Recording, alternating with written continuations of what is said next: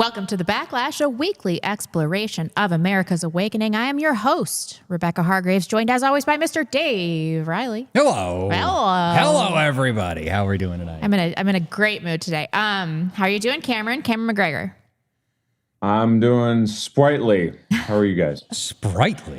Pretty good. We'll talk about it in a second. After I tell you where to find us, you can find us on X at Real Backlash, our website, thebacklash.net. Support us on subscribestar.com/thebacklash, patreon.com/thebacklash. Send your super chats that will be read live at the end of our show to thebacklash.net/super chat right here on my YouTube channel, over on our YouTube channel at Real Backlash. Follow us there. Follow us on Rumble. That is Backlash Podcast. Find all of our links. Follow us on Instagram. Follow us on TikTok. Find all of our links on thebacklash.net/subscribe. Thank you so much for joining us today. A big thanks to our sponsors, Above Time Coffee Roasters. That is small batch, delicious coffee that I can't be drinking right now because it's 3 p.m. Yeah, I'm a little amped up already. I'm a little tweaked out. I had a lot of caffeine today. Idaho Tallow, that is skincare without endocrine disruptors. And Antelope Hill, publishers of white positive literature. Who else we have? I mean, we got a few others. There's Blockstream. They've got their holiday Bitcoin wallet sale going on, 21% off using our link on our website. 1 Acre Farms. They've got beef snacks that you'll love. And we're going to talk a little bit about the weather. To get into our one of our best sponsors.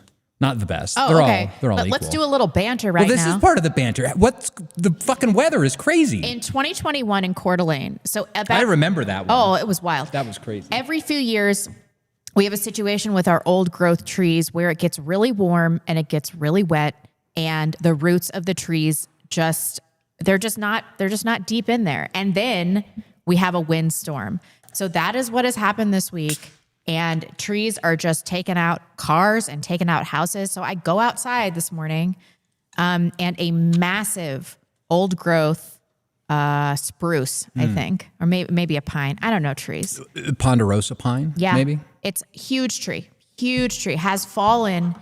Actually, just a branch has fallen off, wiped out my fence, my giant 6-foot fence. Your beautiful white picket fence. Yeah, seriously. Your American dream is dead now. Absolutely wiped it out. And it is laying in my yard, taking up a third of the yard, 4 feet from my house. So I walked outside and I was like, best day ever, because I have no damage to my home. It's just my fence. I'm so excited about it. You were out of power too, right? No, I was not. But when I was dropping my daughter off, it was like all the way from Prairie to Huetter. Hutter. It's Hutter. Hutter. Huetter. Hutter. Whatever. That spells sweater. I don't care what anybody says. What do you say? Celtice? I'll say Celtice. I don't give a shit. I don't care. I'm you doing are a foreigner. You don't belong in Spokane. Spokane. No, I'm just joking. Whoa, you'll power. get beat up. So everything was a 4-way stop. No business was open. So yeah, it's the biblical storm of the decade. True. I think it's over though. Well, it's the warning or whatever was until 4:00, but it was crazy, and it's also the rain. There was like a shit ton. Oh, of so much rain. There was, I know, flooding over in Shoshone County. I think the Kootenai River flooded. Shoshone. But also out in out in Seattle area, it's absolutely wild, and we've got to give a big shout out. I've got some footage here that I can roll. Our friends over at ODGG Supply went out to help, and they actually did more for the people out there in Western Washington than the state did. They were filling up sandbags, volunteering, helping people save their houses from all of this flooding. I can skip ahead a little bit. That warms my cold black heart. Yeah, and so here they are. I can't see anything. Oh, you can't? Oh, of course, because No. I didn't press the button. Because you didn't press the button. I didn't press the button. But anyway, our friends at ODGG Supply really stepped up. They were filling sandbags all late into the hours last night, and so we've got to give them a big shout out for doing that. Being pillars of their community, filling up these sandbags. They're selling them now too on their website. So if you need to buy sandbags for whatever reason, they're gonna have them. But big shout out to ODGG Supply. You can currently go online and get a friend or a loved one a gift card for 10% off. So thank you for your service. This is definitely, people are always like, what do we do? Do we have to like have a revolution against the government? Blah, blah, Like, blah. how It's about like, help your neighbors? no, like be the pillar of your community that doesn't exist because society sucks. Just be a good person. I'm going to talk about that in my rants if I decide not to cut the segment for time because we have so much to talk about. Yeah, I we mean, do. to start, we got to talk about this Candace v. Erica thing. You were like, she comes into the studio today like watching the Candace Owens show. Because she's live streaming right now and like- 160,000 people are watching it. So like no one's watching our show. I mean, who's watching this right now? It is grade A, 10 out of 10 slop. I couldn't look away. So we're going to be talking about that. We're going to talk the White House Hanukkah dinner, our financial situation in America, all of this and more on your favorite nationalist podcast, The Backlash. True. I've also got to give a big shout out and a thank you. We got coming up on the 22nd, Father James Maudsley is going to be coming on the show. And so he sent me a copy of his new book, The Metaphysics of Love, Reality as the Way of Life by Father Maudsley. So you can pick that up on Amazon if you want. It's very good. Well, on that lovely note, let's talk about Rob Reiner. Oh, no. This is so crazy. I saw this story break and I was like, this can't be real. And alas, it is true. Rob Reiner and his wife, Michelle, were murdered allegedly by their son, who looks totally insane, by the way. Have you seen pictures of him? So he slit their throats. Oh, my God. Yeah. They had actually gotten in a fight the previous night at Conan O'Brien's Christmas party, and a lot of people were mentioning that he was acting insane. The son was. He just kept going up to people and asking if they were famous, and everyone was like really creeped out. Like, who's this weirdo? Right. Next day, slits both of his parents' throat. Oh, jeez. I'm seeing a lot of controversial takes online about this. I might have one, but I don't know, especially in the wake of Charlie Kirk, I think we should probably give thoughts and prayers or whatever. Nick was like, what kind of monster could find this funny? I'm over there like, you? Jeez, that's not good. No. See, I mean, like, I had I don't know if it was a controversial take or anything like that, but there was like all of these Catholics coming out of the woodwork, like, pray for his soul, pray for his soul. And it's like, he wasn't baptized. He was Jewish. Yeah. He spent his entire life promoting atheism, secularism, the worldly life. homeboy is toast. He did have a very good take after Charlie Kirk was murdered, though, Yeah. about, political affiliation shouldn't result in the celebration of your death. On that note, can you pull up 4? This is Rob Reiner conspiring with John Brennan and Jim Clapper to overthrow Trump. Mostly, I just want to talk about this because it's kind of old news at this point. We don't have to watch the clip, but Reiner's father helped the CIA run Hollywood, and Rob carried on the family business when he publicly met with Brennan and Clapper. He was affirming that Hollywood was on board, DEI to destroy culture, a coup to shatter the people's attempt to reclaim power. He was a monster. Now, I tend to agree with this, and it seems like there was a serious dysfunction in the family. The son had talked about how he had lost his virginity to a prostitute when he was 14, Whoa. using Rob Reiner's money. He was a Hollywood kid. Lord knows the dysfunction he was exposed to. He was an addict. He had serious mental health issues. I don't think that that's really going to play out in court. Did you see this? No. Okay, I guess we can watch this. What's this guy's name? I always forget. Yeah. That's the guy, Al. I always want to call him Al Roker. No, it's not Al Roker. Wasn't he the black guy? Yeah. The weather guy from. Oh my gosh. Remember? Wasn't that him? It's not Al This Roker. is Al Roker's a big fat He guy. was like what's his name? The chat. The I bet chat Cameron can tell knows. us. The chat can tell. He was the one that was caught doing the like boob. Yeah, grab. the boo picture. All right, let's go ahead and play this. This looks like some kind of roast. See, as a baby, Rob was routinely beaten by his father, Carl. On a typical night, Carl would slip into Rob's bed, roll him over, swab him down, Franken. Al Franken. and say something like, "I'm thinking about hiring Maury Amsterdam to play Buddy Sorrell. What do you think?"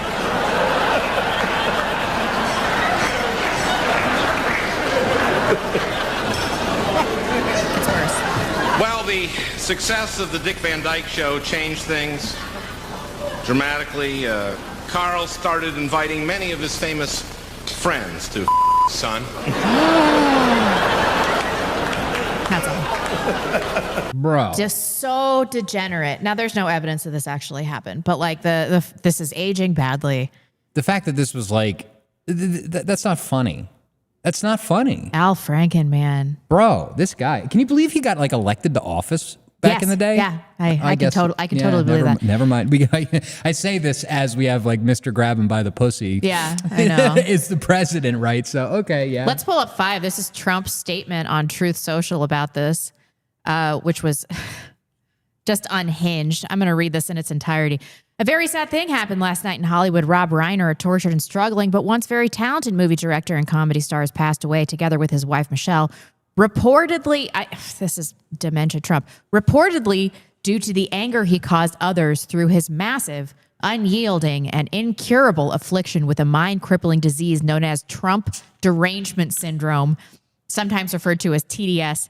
He was known to have driven people crazy by his raging obsession with President Donald J. Trump, with his obvious paranoia reaching new heights as the Trump administration surpassed all goals and expectations of greatness, and with the golden age of America upon us, delusional, perhaps like never before. May Rob and Michelle rest in peace. How on earth did he manage to make this about himself? He always does this. He's losing it. Losing it. And yeah, Nick's take on this was correct. It's like we're not getting any of the things that we wanted. We're not getting the mass deportations. We're not getting the economy back on track. We're not reshoring manufacturing. We're not getting rid of the deep state. There's no trials. There's no arrests. It's all more of the same. But we're upon a golden era of America, the likes of which we never have seen before. That is so delusional. And mean tweets. And that's it. We get mean tweets and no change. And ice slop.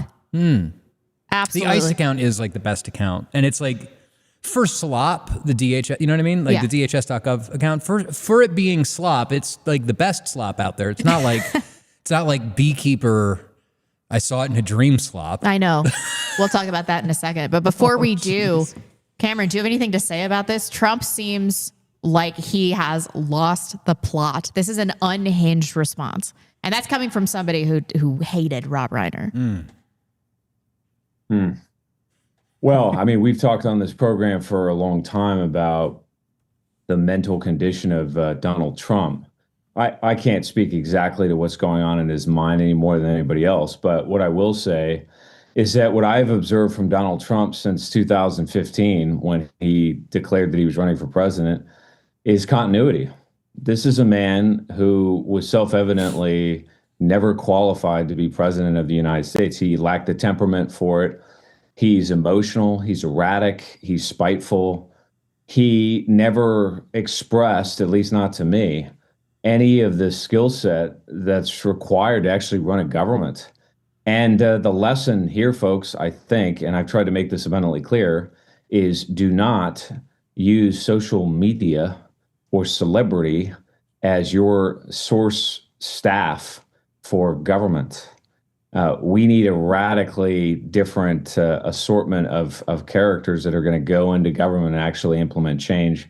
Donald Trump never exhibited the leadership capacity, the leadership capability or characteristics to do that. So I can't say that I'm surprised.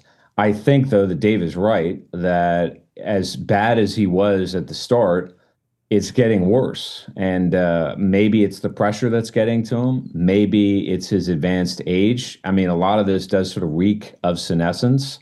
That's a fancy way of saying he's getting old.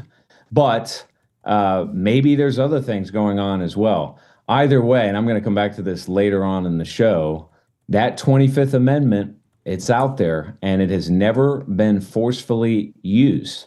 And that being the amendment that removes a president for competency. I think something like that could happen. Wouldn't that be a twist? Yeah.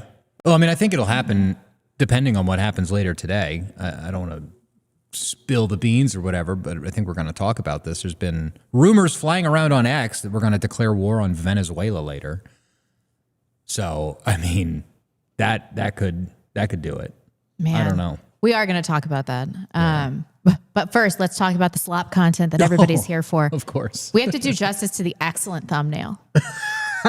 Dave, this is Dave's finest work. I think that was I think this is the best thumbnail that I've done for the show yet. I'm like, he was so really proud pleased, of himself. really pleased.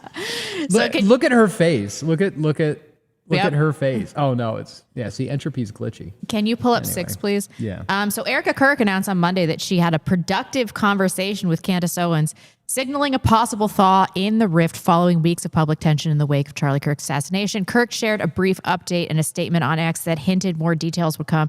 Had a very productive conversation with Real Candace.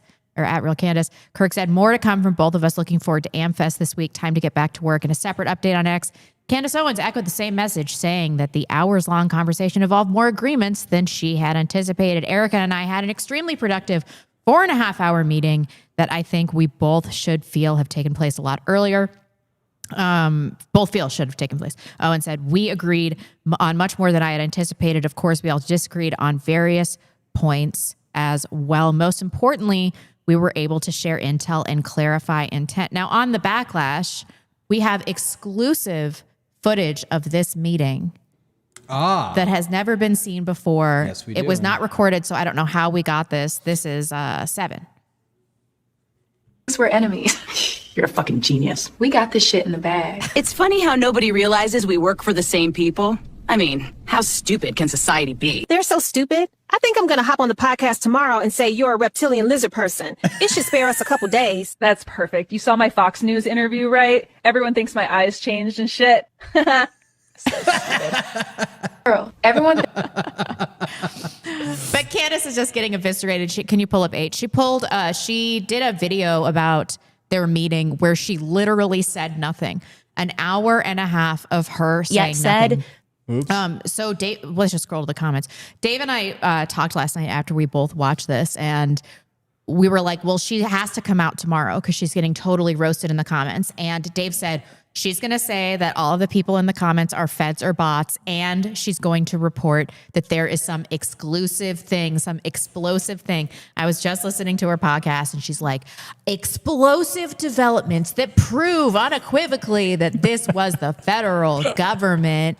And she's like, and to all those feds in my comments, we're not buying it. We, the American people, are not, is exactly what you said was going to happen. Let's look at these comments, which are clearly not from bots. They are from her audience. Transparency is never found in private meetings. That's where deals are made. Oof. I think I just realized we, the people, will never be allowed to know. It's a big club and we aren't in it. I like that one. The first 20 minutes. Why did she use the first 20 minutes to criticize the public instead of talking about her convo? 4.5 hours of conversation, and yet we, the people, are still confused. This one's good. My advice is to put the phones down and go outside. These people can't be trusted. Yeah, keep scrolling. I mean, some of these are just so spot on. Crawling back into my cave, thought we almost had a real one. 14,000 upvotes. We learned nothing, absolutely nothing. They're all like this. Basically, the last 20 episodes were just for vibes. The show's over. Y'all can go home now. Oh, no. Yeah, I mean, I think that people are looking at this and they're like, what have we done by investing so heavily in this narrative? And I would like some apologies from people because on our Monday show, we got eviscerated in our comments for having DG Sarah on because we were talking about Candace and how this is like mega wine mom slop and how she's compromised, and everybody in the comments, she's a patriot. She wants to get to the bottom. Candace is totally compromised. Erica compromised. All of these people are friends. They're all interacting with one another. And I bet that this meeting that they had was just a way for them to navigate the financial logistics of what is going on. And I bet they had attorneys there, and I bet nothing really was said that was meaningful or valuable. Can you pull up 9? This is comedian John Christ, and he recently went to a Tucker Carlson party. He realized the world is a stage. Let's just watch this till, like, I don't know, a minute and a half. Tucker Carlson's there. Marjorie Taylor Greene is there. Wow. Candace Owens is there. And I go, Lydia, Candace Owens is here. She's like, what? Well, I go, Candace is here. She goes, tell her I'm reading her book. I go, not Candace Bure. Candace Owens is here. Yeah. She's like, what? The other one. The real one. Yeah. And I was like, what? And then and then there's like a bunch of Turning Point people there. There's a bunch of like, I wrote down a list of everybody that I saw there. A bunch of comics were there.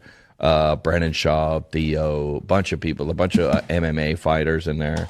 And I was like, I go, all right, this is what I always have thought about those kind of things. And I'll just say it out loud for everybody listening. And I've said this before in some kind of context. There was Turning Point people there. And Candace Owens was there. Marjorie Taylor Greene, Tucker Carlson.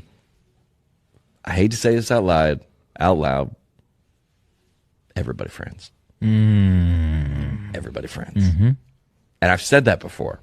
And I go, I've heard before about Washington, D.C. It's like we saw like the Democratic majority leader and like the Republican, they're at dinner. I go, yeah, everybody friends. Yeah, and everybody like kind of.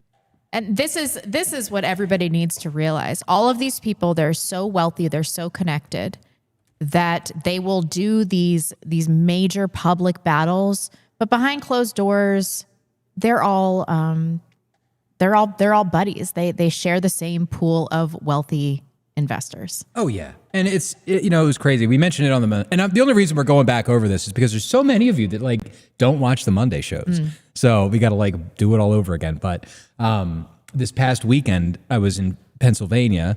And one of the priests that I was hanging out with down there for after Mass, he knows George Farmer. Oh, really? Personally. And so I was asking about this. I'm like, what's going on here? I've got people telling me George Farmer's gay, that it was an arranged marriage between him and Candace. Like, what's going on? Like, and he just looked at me and he was like, yeah, he really needs to tell his wife to like stop. Yeah. And I'm like, you think? Yeah. You think? And the crazy thing about it is that George Farmer, Candace Owens' husband, her husband, is the founding chairman of Turning Point UK.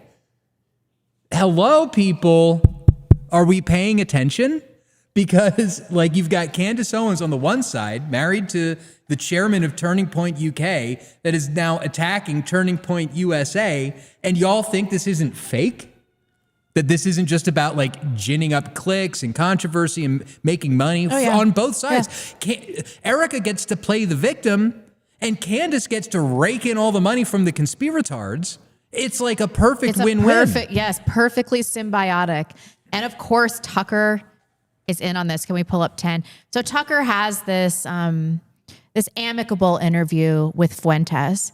And then he goes around saying this. Fuentes tweeted this. He said, it's obvious now that Tucker and his BFF, J.D. Vance, have been deployed to suppress white identity politics, tribalism for Jews, blacks, and Indians, but universal principles for white people. That's exactly how we got here. Let's play the clip. First of all, Fuentes is saying a lot of true things. That's why he's popular. He's funny. He's smart. But he's a good broadcaster. Yeah. He's a great broadcaster. But Fuentes, on some macro level, is troubling because his platform is an expression of something that has kind of taken over all political discourse, which is identity politics, tribalism. And I'm just opposed to that, period, and always will be. And I just think that we're governed by universal principles or we're governed by the mafia. Those are our choices. And so, our principles have to apply to every human being, or certainly every American citizen, period, or they're not principles. They're just a justification for tyranny. So Fuentes, has a different kind of identity politics, but there are all kinds of different identity politics. We lived under it during the Biden years. We've lived under it most of my life, actually, in one form or another.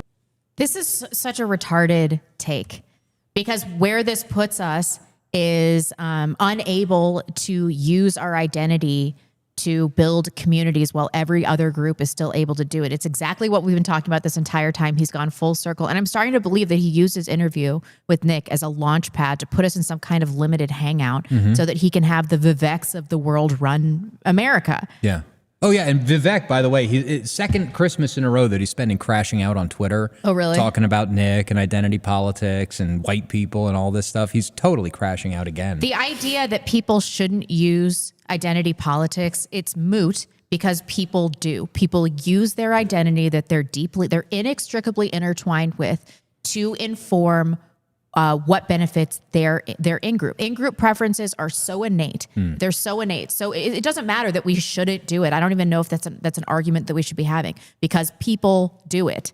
Everyone does it. It's like living in the post-nuclear age and, Russia's got the bomb, but the bomb is bad, so we shouldn't have the bomb. Right.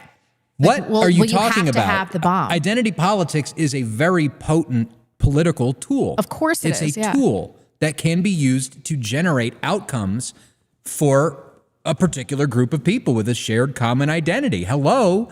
And so to have him come out and say, there's this tool, it's very effective, but you can't use it. Everyone else, they're going to continue to use it, but we shouldn't because we're better than that. That's how you lose. That's exactly how you lose. Cameron, I know you had some things you wanted to say about this. I'll just be brief because I think what Dave said lastly is the point. But look, politics is identity. There is no separation. And to think that there is I think a sense of supercilious, self-righteous moralism that is peculiar to the sort of WASP elite culture that has really screwed up and destroyed the United States. On social media in particular, there is an obsession with subterranean, subversive interests, right? Maybe it's the JQ, maybe it's the Cuban lobby, maybe it's the Council of 300, maybe it's the Bilderbergers. And this obsession takes people down rabbit holes in which they concoct all kinds of conspiracies that explain why societies crumble or why nations fall or why nations rise or what have you. But what you observe from folks like Tucker, and I don't despise Tucker, and what I'm about to say is not unique to him. It characterizes, frankly, the class of people that I come from. I was, raised very differently. To be sure. And I sort of come from a world, in a sense, based on how I was raised, that predates this kind of degeneracy. But the fact of the matter is, folks, that the WASP elites in particular, they are responsible for the current state of dysfunction, not just in the United States, but across the Western world, because of exactly the kind of moralism that you just heard. If you know that a game is rigged, and all of these people do. And that is to say that democracy has just degenerated into tribalism, and it's always been that way, always, okay? Whether you're talking about the Middle East, you're talking about Western countries or what have you, we know that that's always been the case. There's no debating that whatsoever. So effectively, what I'm saying is you are not noble for following the rules of a rigged game at all. A game that everybody knows is rigged. And worse than that, and I think this is the key point.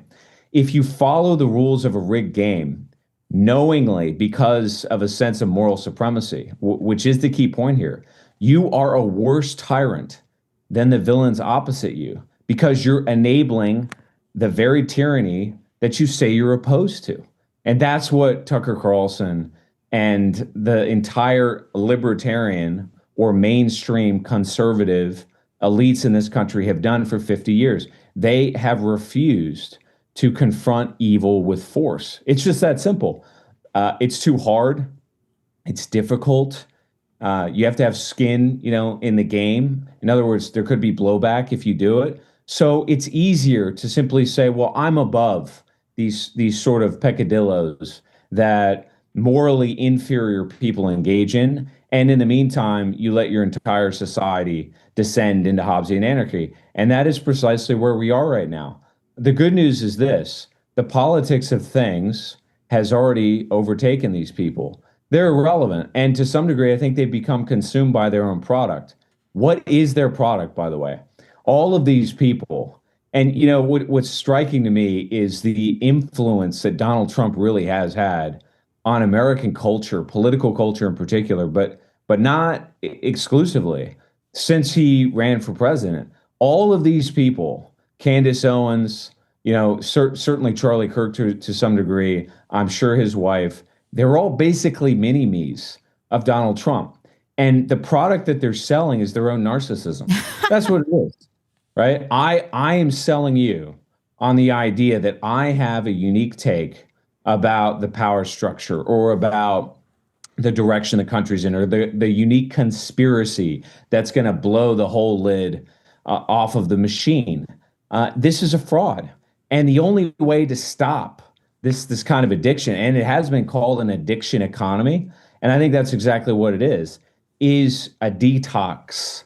And that's ultimately where we're headed, is that all of these people, whether it's Candace Owens or any of them, they're essentially going to oversaturate the marketplace with their own narcissism to the point where the addict has nothing less to do except withdrawal. And that's why I've always said to you, Rebecca, there's no need to worry about the dilettantes. There's no need to worry about the charlatans, because ultimately they're going to self-destruct because they're phonies. And that's what we're seeing happen. And my hope is that once we get past this, then we can begin the process of sort of building a new cadre, a new elite. I do think that that's where we're headed. But the public needs a detox from this first, and we're not quite there yet. But Candace and Trump and all these people sort of spinning out of control, I think that tells you that we're getting close to the end of this sort of malignant narcissism, because that's what it is. Absolutely. Oh, absolutely. I was going to say there was this clip that I played for you just before we went live. And this just happened? This just happened an hour ago. And you were like, this has got to be AI. And I'm like, this is not AI. This is real. This is from Piers Morgan Uncensored. Candace did an interview today.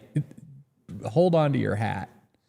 Explosive. This is so funny. Brigitte Macron and you, is that he was weaponizing deliberate lies for money. And I think you Brigitte did that. Macron has a penis. I really want you to know that. Brigitte Macron does not have a penis. Brigitte Macron has a penis. No, she doesn't. I'm sorry. She had 3 children. Did she get it removed? She had 3 children. Yeah, you can have adoptive children. You can call somebody, but Brigitte Macron was born a dude named Jean-Michel Trogneux. Well, like what? Totally unprompted, just like. What is this? Oh my God. We are hurtling as a society in a car going 88 miles per hour straight toward a brick wall, and the flux capacitor is broken. But I understand the appeal of this slop, because, you know, this is like watching Real Housewives or something. Oh yeah, it's total brain rot, and it's appealing because it's a commentary on what's going on, but it's also a commentary on the quality of the people that we have in this country. Like, this is totally unhinged. Oh yeah, and it's not just unhinged, but it's also like it all serves to distract from the actual issues that we're facing, which I think we're about to get into here. Because it's like for the past, 2 months since October, or when was it, September 10th, since Charlie got shot, there's been like millions of people in America that have been only looking at the Charlie Kirk thing. Mm-hmm. They've been, hopped up on this Candace Owens bullshit, and they've been completely oblivious to everything else that's going on. What's happening in Gaza, what's happening in South America, what's happening in the government, what's going on in Washington, D.C., the finance, the financial sector, it's not good. It's not good. Let's talk about what's really going on. The reason that Candace was able to draw so many people in is that she was appropriately talking about Israeli influence in the government. And everybody was like, that must mean that she's telling the truth. But it's, 2 truths and a lie. Let's pull up clip 11. This is Benjamin Netanyahu saying that had it not been for the Jews, the USA would not exist. We brought you into this world. We can take you out. These are the real issues. Holy shit. He said that? I said, Mike, that we are fighting today the battle that the Maccabees fought. They fought for the survival of the Jewish people and the Jewish faith against an enemy that wanted to extinguish us, wipe us out from the face of the earth. We were fighting our battle, but we were also fighting the battle of civilization. because our civilization is based on the Judeo-Christian tradition. What? And if the Maccabees had failed, there'd be no Judaism, there would be no Judeo-Christian civilization. There would be no Maccabees. There would be no United States, there wouldn't be the civilization of freedom, the respect for our common traditions, our common values. All of that would not happen if it weren't for those 5 brave brothers. They actually made the whole difference. So that spirit animates these brave soldiers that are here today and their comrades who are fighting in Gaza or in Lebanon or in Iran, wherever is necessary to not only preserve the Jewish nation and the Jewish state, but preserve civilization against the barbarians. The barbarians are out there. They did a horrible thing to us on October 7th. They'll never do it again. But they're doing it against Jews in Sydney and Jews elsewhere in America and elsewhere. This is our common battle against the barbarians. We have won it here, we're winning it here, we'll win it everywhere. Chag Sameach, Chag Chanukah Sameach Likulchem. Toda rabba lachem. Toda rabba. Boo. This is not just Netanyahu, though. This is the philosophy that is being instituted in our federal government, in our laws. We're not even going to talk about the shooting. We talked about it on Monday. That's why. Bondi Beach shooting. The Bondi Beach shooting and Brown. Well, I will say this, like the local Zionist church here, Candlelight Christian Fellowship, that I've done all those Dave After Dark videos about, they were in their little Telegram group chat yesterday, I think it was, or 2 days ago, blaming the Bondi Beach shooting on this program. Wow. What the fuck is wrong with people? It's like, well, so just in case y'all got it twisted or something like that, I'll speak for myself. Here's how we win. Be moral, be virtuous, be a pillar of your community, okay? Going out and shooting up a bunch of Jews on the beach, or anyone for that matter, murder of any kind, fuck that. Don't do it. Don't murder. We are not like the pro-murder program. We're like against what's going on in Gaza. We are against the war in Venezuela, against war in Iran. We've been like very consistently like anti-death. We are not a program that seeks to get people to go out and like commit random acts of violence. No, that's not nonsense. Random, as the Bondi Beach may not have been a random act of violence. Right. That was targeted. It's a trite statement now, but the number one cause of anti-Semitism is Jewish behavior. Right. And they've totally infiltrated the government. Mark Levin. Let's pull up 12. This was the Stop Anti-Semitism Now conference. What was this? Yes. Let me see. There it is. I've got it. This was the Jerusalem Post conference, and the president of the group Stop Anti-Semitism, right. which is, they made me Anti-Semite of the Week back in 2021 when I was running for school board up here. Like, what the fuck? Of the week? That's not even... I know, I didn't even make up... Congratulations, Dave. I know. Congratulations. I'm still waiting on the trophy, Cameron. A little belated. They haven't sent me the trophy. How many anti-Semites of the week? Yeah, they made me Anti-Semite of the Week, and but they keep lists. Just like there's this other group called the Canary Mission, right? And so we've kind of won this political victory. Like y'all remember the Ban the ADL campaign that we were all kind of in on a couple of years ago, and so Elon Musk has driven a wedge between the Anti-Defamation League and the FBI. But now what's going on is instead of using the Anti-Defamation League or the Southern Poverty Law Center, these federal law enforcement agencies have gone over to groups like Stop Anti-Semitism and the Canary Mission or Project Esther from the Heritage Foundation. Yeah. And all of these people are building lists and loading it into Palantir so that they can track and trace us. And so this is what I said. I said, oh, look, they're saying out loud what they've been doing to me and my family for the past 8 years. Here is the clip. Since that day, we have featured more than 1,000 anti-Semites on our platforms. 1,000. Not theorized about them, not quietly documented them, feature them publicly, clearly, and with evidence. The results speak for themselves.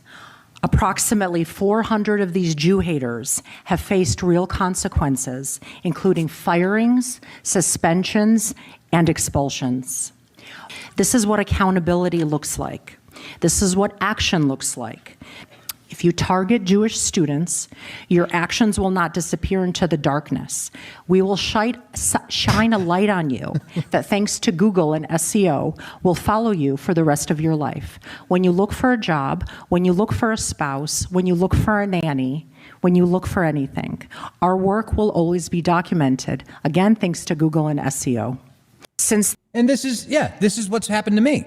It's been like this since Charlottesville. You know, you go, you apply for a job, someone Googles your name, and then it's like anti-Semite, white supremacist, blah, blah, blah, blah, blah. And it follows you around. I'll do it right now. Like I bet you, if I go search David J. Riley on Google, what are we going to get? Well, I guess it's not that bad.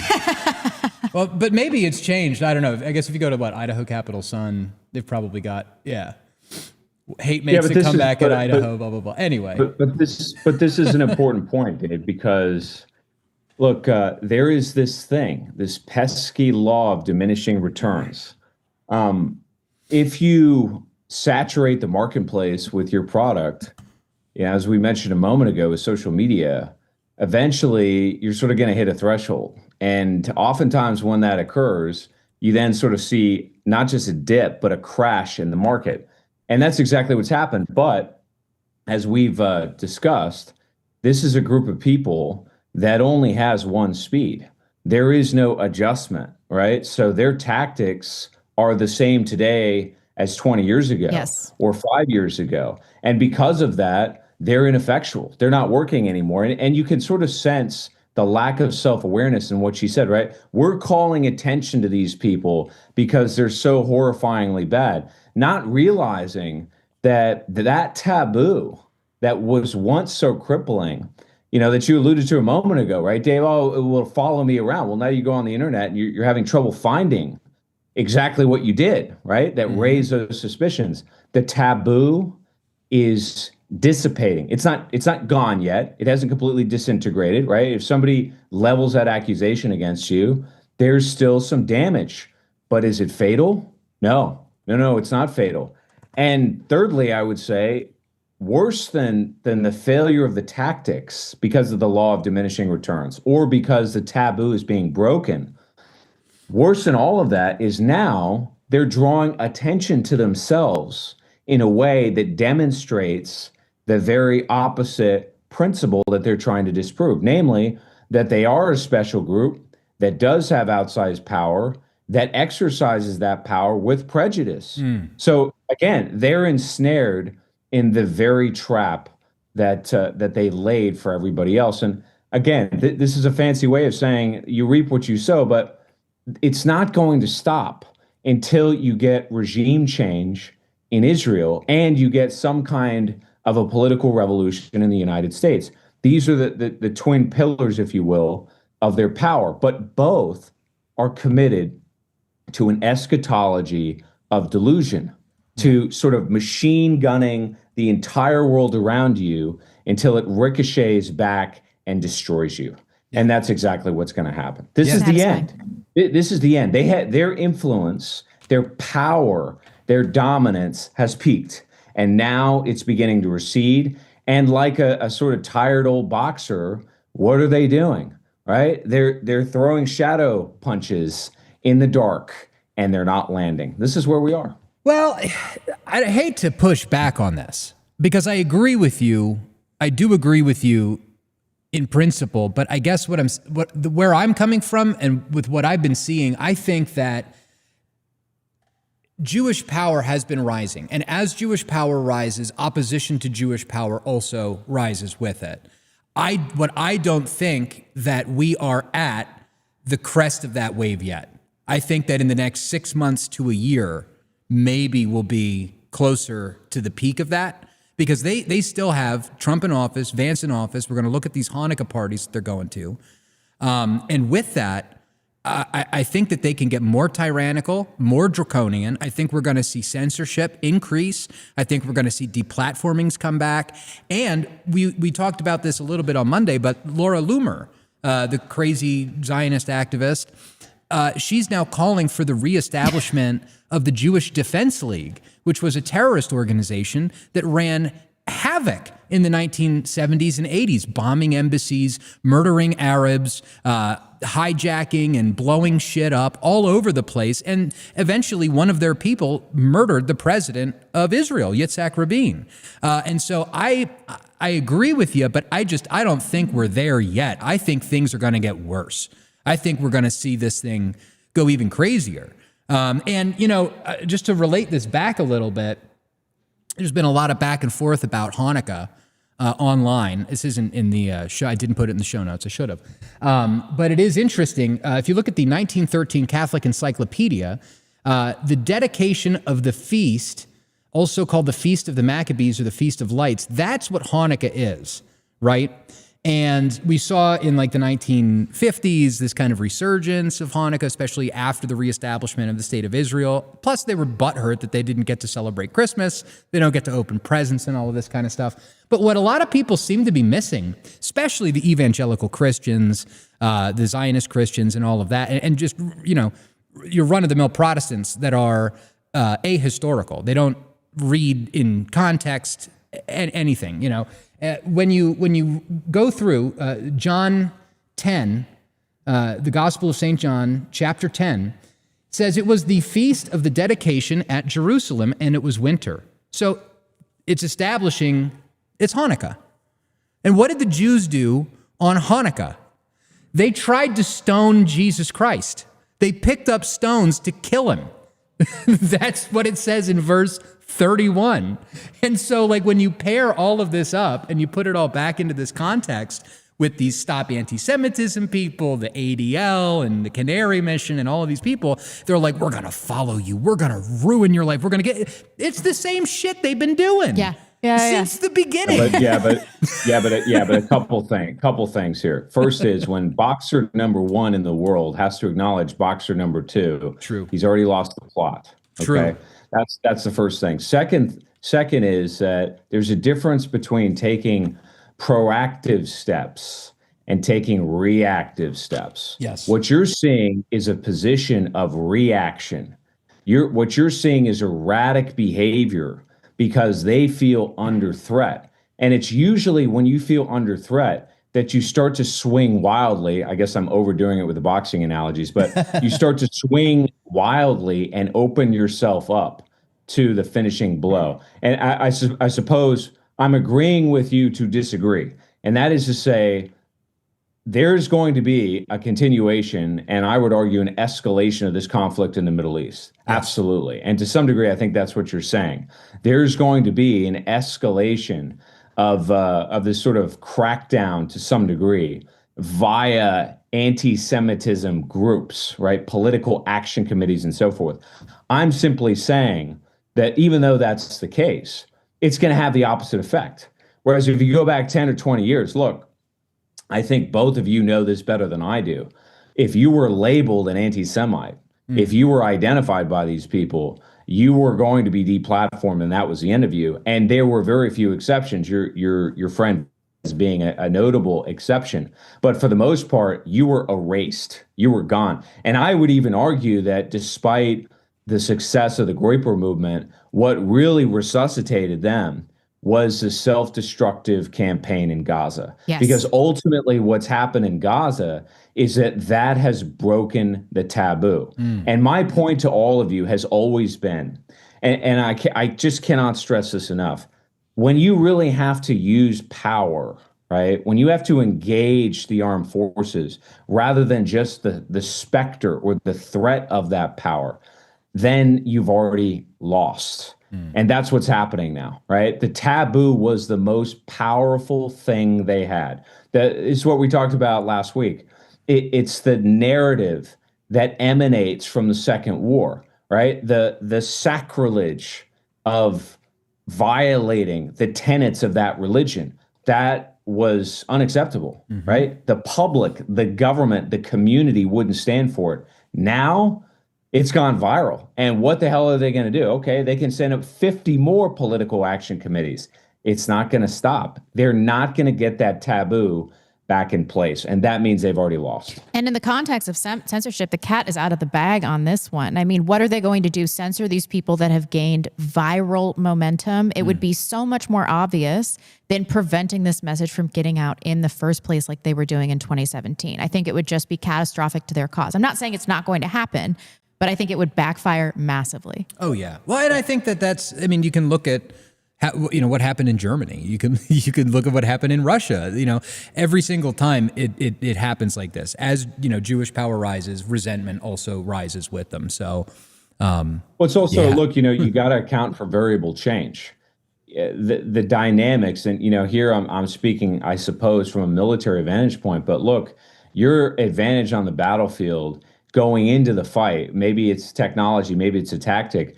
That's not going to last very long because eventually the enemy's going to figure out what you're doing and they're going to counter it, right? And so what warfare is all about is this sort of constant innovation. Where's the innovation on their side? None. Where is it? There's none. It's retrenchment. It's revanchism because they're intellectually, spiritually, and otherwise broken. I think they've got one taboo left, and I see a lot of evidence for it, frankly, on this show with you guys a little bit, but a lot from the audience.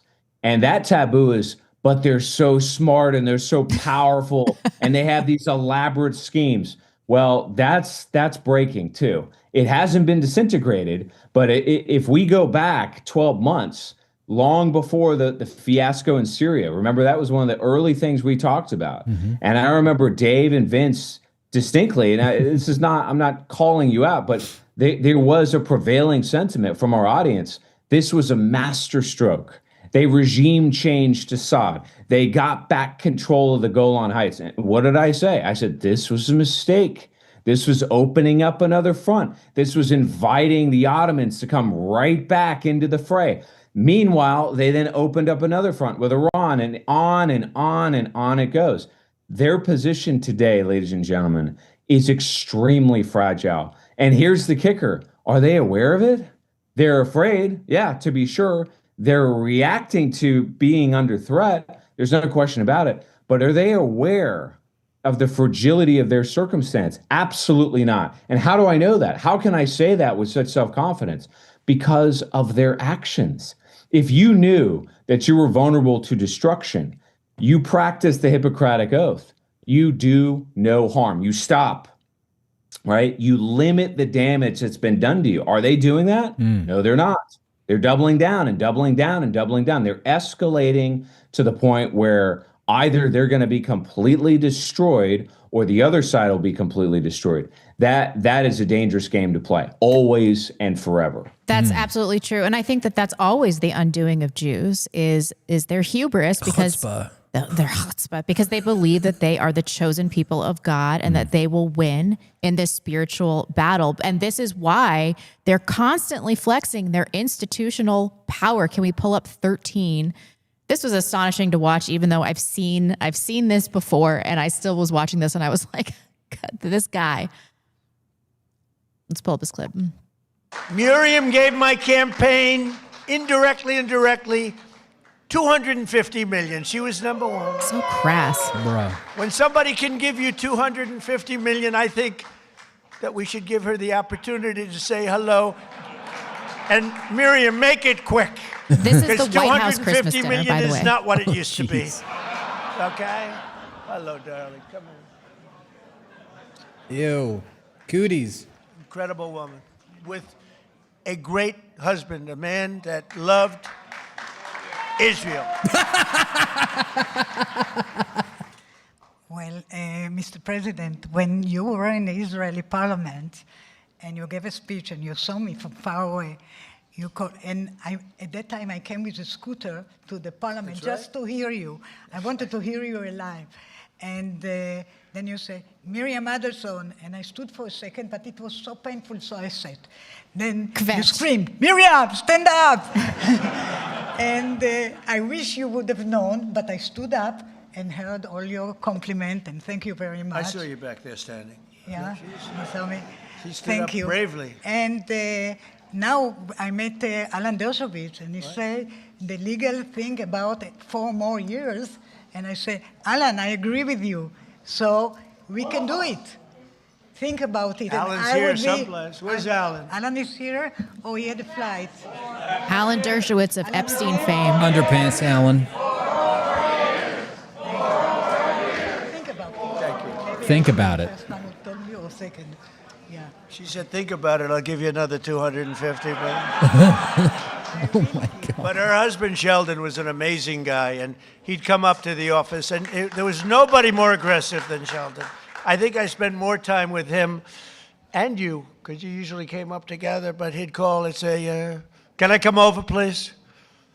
I say, Sheldon, I'm president of the United States. It doesn't work that way anymore. It's like maybe tomorrow. How about tomorrow? No, please, just for a little while.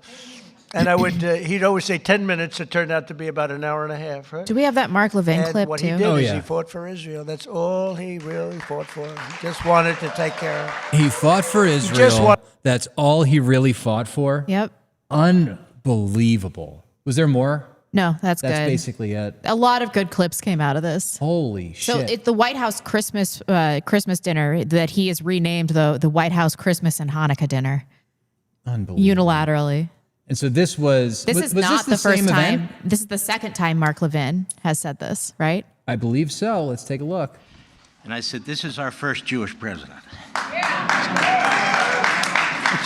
Now he's the first Jewish president to serve two not consecutive presidencies. We thank you That's for right. everything. That's right. Bad things happened on the second one. Namely, the election was rigged. And we found out, and you see that happening. But And you are the greatest president. Thank you very much. And God bless you. I miss you. I miss you. They're just using it as an opportunity to flex their institutional power to show the American people that they're still in control. And what is Trump doing during this period? What is he doing? He's getting us involved in foreign wars. The American people they're having trouble paying their basic bills, their grocery bills, their gas bills. And he's throwing a fucking Great Gatsby themed party. Has he ever read The Great Gatsby? The only clip of I this, don't think he's ever read anything. Are you kidding me? the only clip of this that I could find was on Reddit. I'm sorry, it's 14, but it is like an incredibly lavish party. I'm sure it cost millions upon millions of dollars. I can't believe we're going to Reddit. host. Look at this. Jeez, old Pete. All right, hold on. Let me. We don't have to watch this whole thing, but you know that this is what he's doing with his time and money. It's like they're mocking us. Wait, is this at like Mar-a-Lago or something? I think it was at Mar-a-Lago. Yeah. Really? Yeah. This was. It was at Mar-a-Lago. That's right. Are you serious? Mm-hmm. Oh, I don't want to see their butts. Come on, get out of here. Jeez. This is incredible. Go ahead. I've been, got superficial takes on this. Go ahead, Cam. Give us some meat first. I've been on a lot of podcasts over the last couple weeks, and one of the things that I've said that has really shocked some folks is I've said I do not think that Donald Trump is going to finish his term, and I said that at the beginning of this podcast, November of 2024 as well. Why do I think that? Obviously, everything Rebecca said is true, right? There are these ridiculous wars that are unfolding or continuing around the world. The latest one being Venezuela. But, give the president time. Maybe there's another third world country he can invade in short order. Who knows? We've got massive financial problems. I think the financial system is internally imploding for all kinds of reasons. We've talked about the social contract in the country. A lot of people, I would dare say, probably 75% of the country is hurting, and they're hurting very, very badly.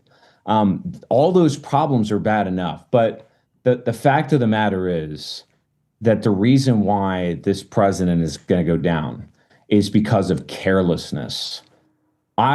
Most of my content is about masculinity, and masculinity is one of those things. It's sort of an abstract idea, but there is a certain there about it. And I think a film that illustrates masculinity in ways that a lot of people do not appreciate anymore, in part because we've sort of, changed as a country since it came out, but it's definitely The Godfather. And one of the more poignant scenes in The Godfather is when Marlon Brando, it's right before Marlon Brando, The Godfather, dies. He tells his son, and he's trying to coach him to get him ready to inherit this crime syndicate. Maybe similar conversations happened between Donald Trump and his father, God knows. But that aside, what Brando says in the film is he says, I've lived my life trying not to be careless. Women and children can be careless. Men cannot be careless. Donald Trump is careless. He's careless with how he conducts himself. He's careless with his tweets. He's careless with his ego. He's just careless. And that reminds me of a quote from The Great Gatsby, one of the fine American novels. And listen to what F. Scott Fitzgerald said. He said, "They were careless people, Tom and Daisy. They smashed up things and creatures and then retreated back into their money or their vast carelessness or whatever it was that kept them together and let other people clean up the mess that they had made."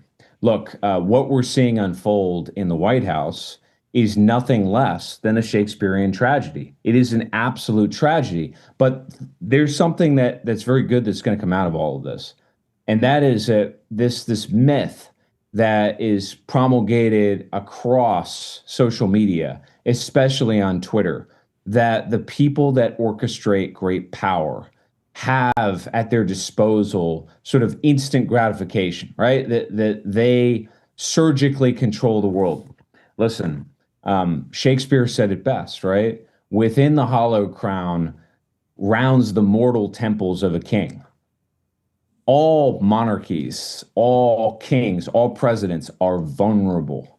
They're especially vulnerable the more power they have. And if they are careless with that power, if they don't dispense justice with their power, they tend to meet horrifyingly bad ends. In that video that you just watched, in the Rob Reiner tweet, in the entire conduct of public life that we've witnessed of Donald Trump, since he became a political figure, has he ever been somebody that was careful? No, he has been the opposite. And that is going to be his undoing. And I don't know if it's going to be a ridiculous war in Venezuela that gets a lot of people killed and he can't explain why. A betting man is probably going to say that's going to happen. I don't know if it's going to be a financial catastrophe that's going to be blamed on him and he has no answers. I don't know if it's going to be some white American family that's murdered in a major city in this country by an illegal immigrant that he failed to do anything about because he was careless, because he virtue signals and he talks big. But if you check the details, it's a load of odorous excrement. He's going to go down because he's careless. And for you young men out there listening to what I'm saying, you cannot be careless. You cannot be careless with your language. You cannot be careless with your loved ones. You cannot be careless with your career. And you certainly cannot be careless with those in your charge. And as far as I can tell, in the entire biography of Donald Trump's life, there is a recurring theme of narcissistic carelessness that is straight out of the Great Gatsby. It is positively Shakespearean, and that is why he's going to fall. Yeah, I think I could see it. I could see a number of different ways that this could go down. But it is Shakespearean, isn't it? Time will tell. It's tragic. It's really tragic. And it's really fucked up too that, pardon my French, I've got to work on the swearing that Catholics, there's like a couple of like nice old ladies that watch the show and they're like, I love your show, but I wish you'd swear less. And it's like, okay, I'll work on that. Pardon me. Where was I going with that? Of course this could end in many ways. Impeachment, I lost the train of thought. This is what happens now might be when a good I have time ADD. to talk about Venezuela. Do you want to pull up 18? Well, hold on. Before we get to Venezuela, I did want to like point out like a couple of like goofy, superficial things about this little interaction between Trump and Mark Levin. So, Mark Levin's pulling him close while he's like, oh, you're our first Jewish president. He's like holding him real close, which is, by the way, very condescending to put your hand like that on a president. Trump doesn't like it. Look at his face. No. But what's so funny is that Trump starts talking about how the election was stolen, and Mark Levin literally puts distance between himself and Donald Trump. He's like, okay, never mind. So watch this real quick. This is funny. We thank you for everything. That's true. Bad things happened on the second one. Namely, the election was rigged. And we found out. He's like, you see that happening. He's like, And you I don't know if I like this. Actually, please get away from me. Yeah. You know. And I also wanted to point out that in fact, Donald Trump is not the first Jewish president that we've ever had, and he's not the first Jewish president that's ever served 2 terms. The first Jewish president of the United States of America was Franklin Delano Roosevelt, and he served 3 terms, and he was a tyrant, and he led millions of young American white men, Catholics predominantly, to their slaughter in Europe in World War II. So this is not good. Can we please stop electing Jewish presidents? This is vote harder, guys. That's the official message. One other thing I want to say before we move on to Venezuela, and I heard this on Napolitano's show earlier, and I actually did not know this. You guys, being the informed politicos that you are, probably knew this, but I did not. Apparently, in 1963, President Truman submitted an editorial to the Washington Post in which he reproached himself for having authorized the creation of the CIA in 1947. And basically what he said, supposedly, because my understanding is that somebody cannexed that editorial, so it never actually went to market, is my understanding. In any case, what he said in the article basically is that if I had known that the CIA was just going to be a rogue agency that regime changed the world, I never would have authorized it. Listen, it was his job to know. It's your job to know. That's what the fucking president is supposed to do. That is unacceptable. Didn't you think you should ask any goddamn questions? And who does that sound like? Donald Trump. Yep. Do you think Donald Trump is in the White House asking why we're going into Venezuela, what the contingency plans are, what the risks to our forces are?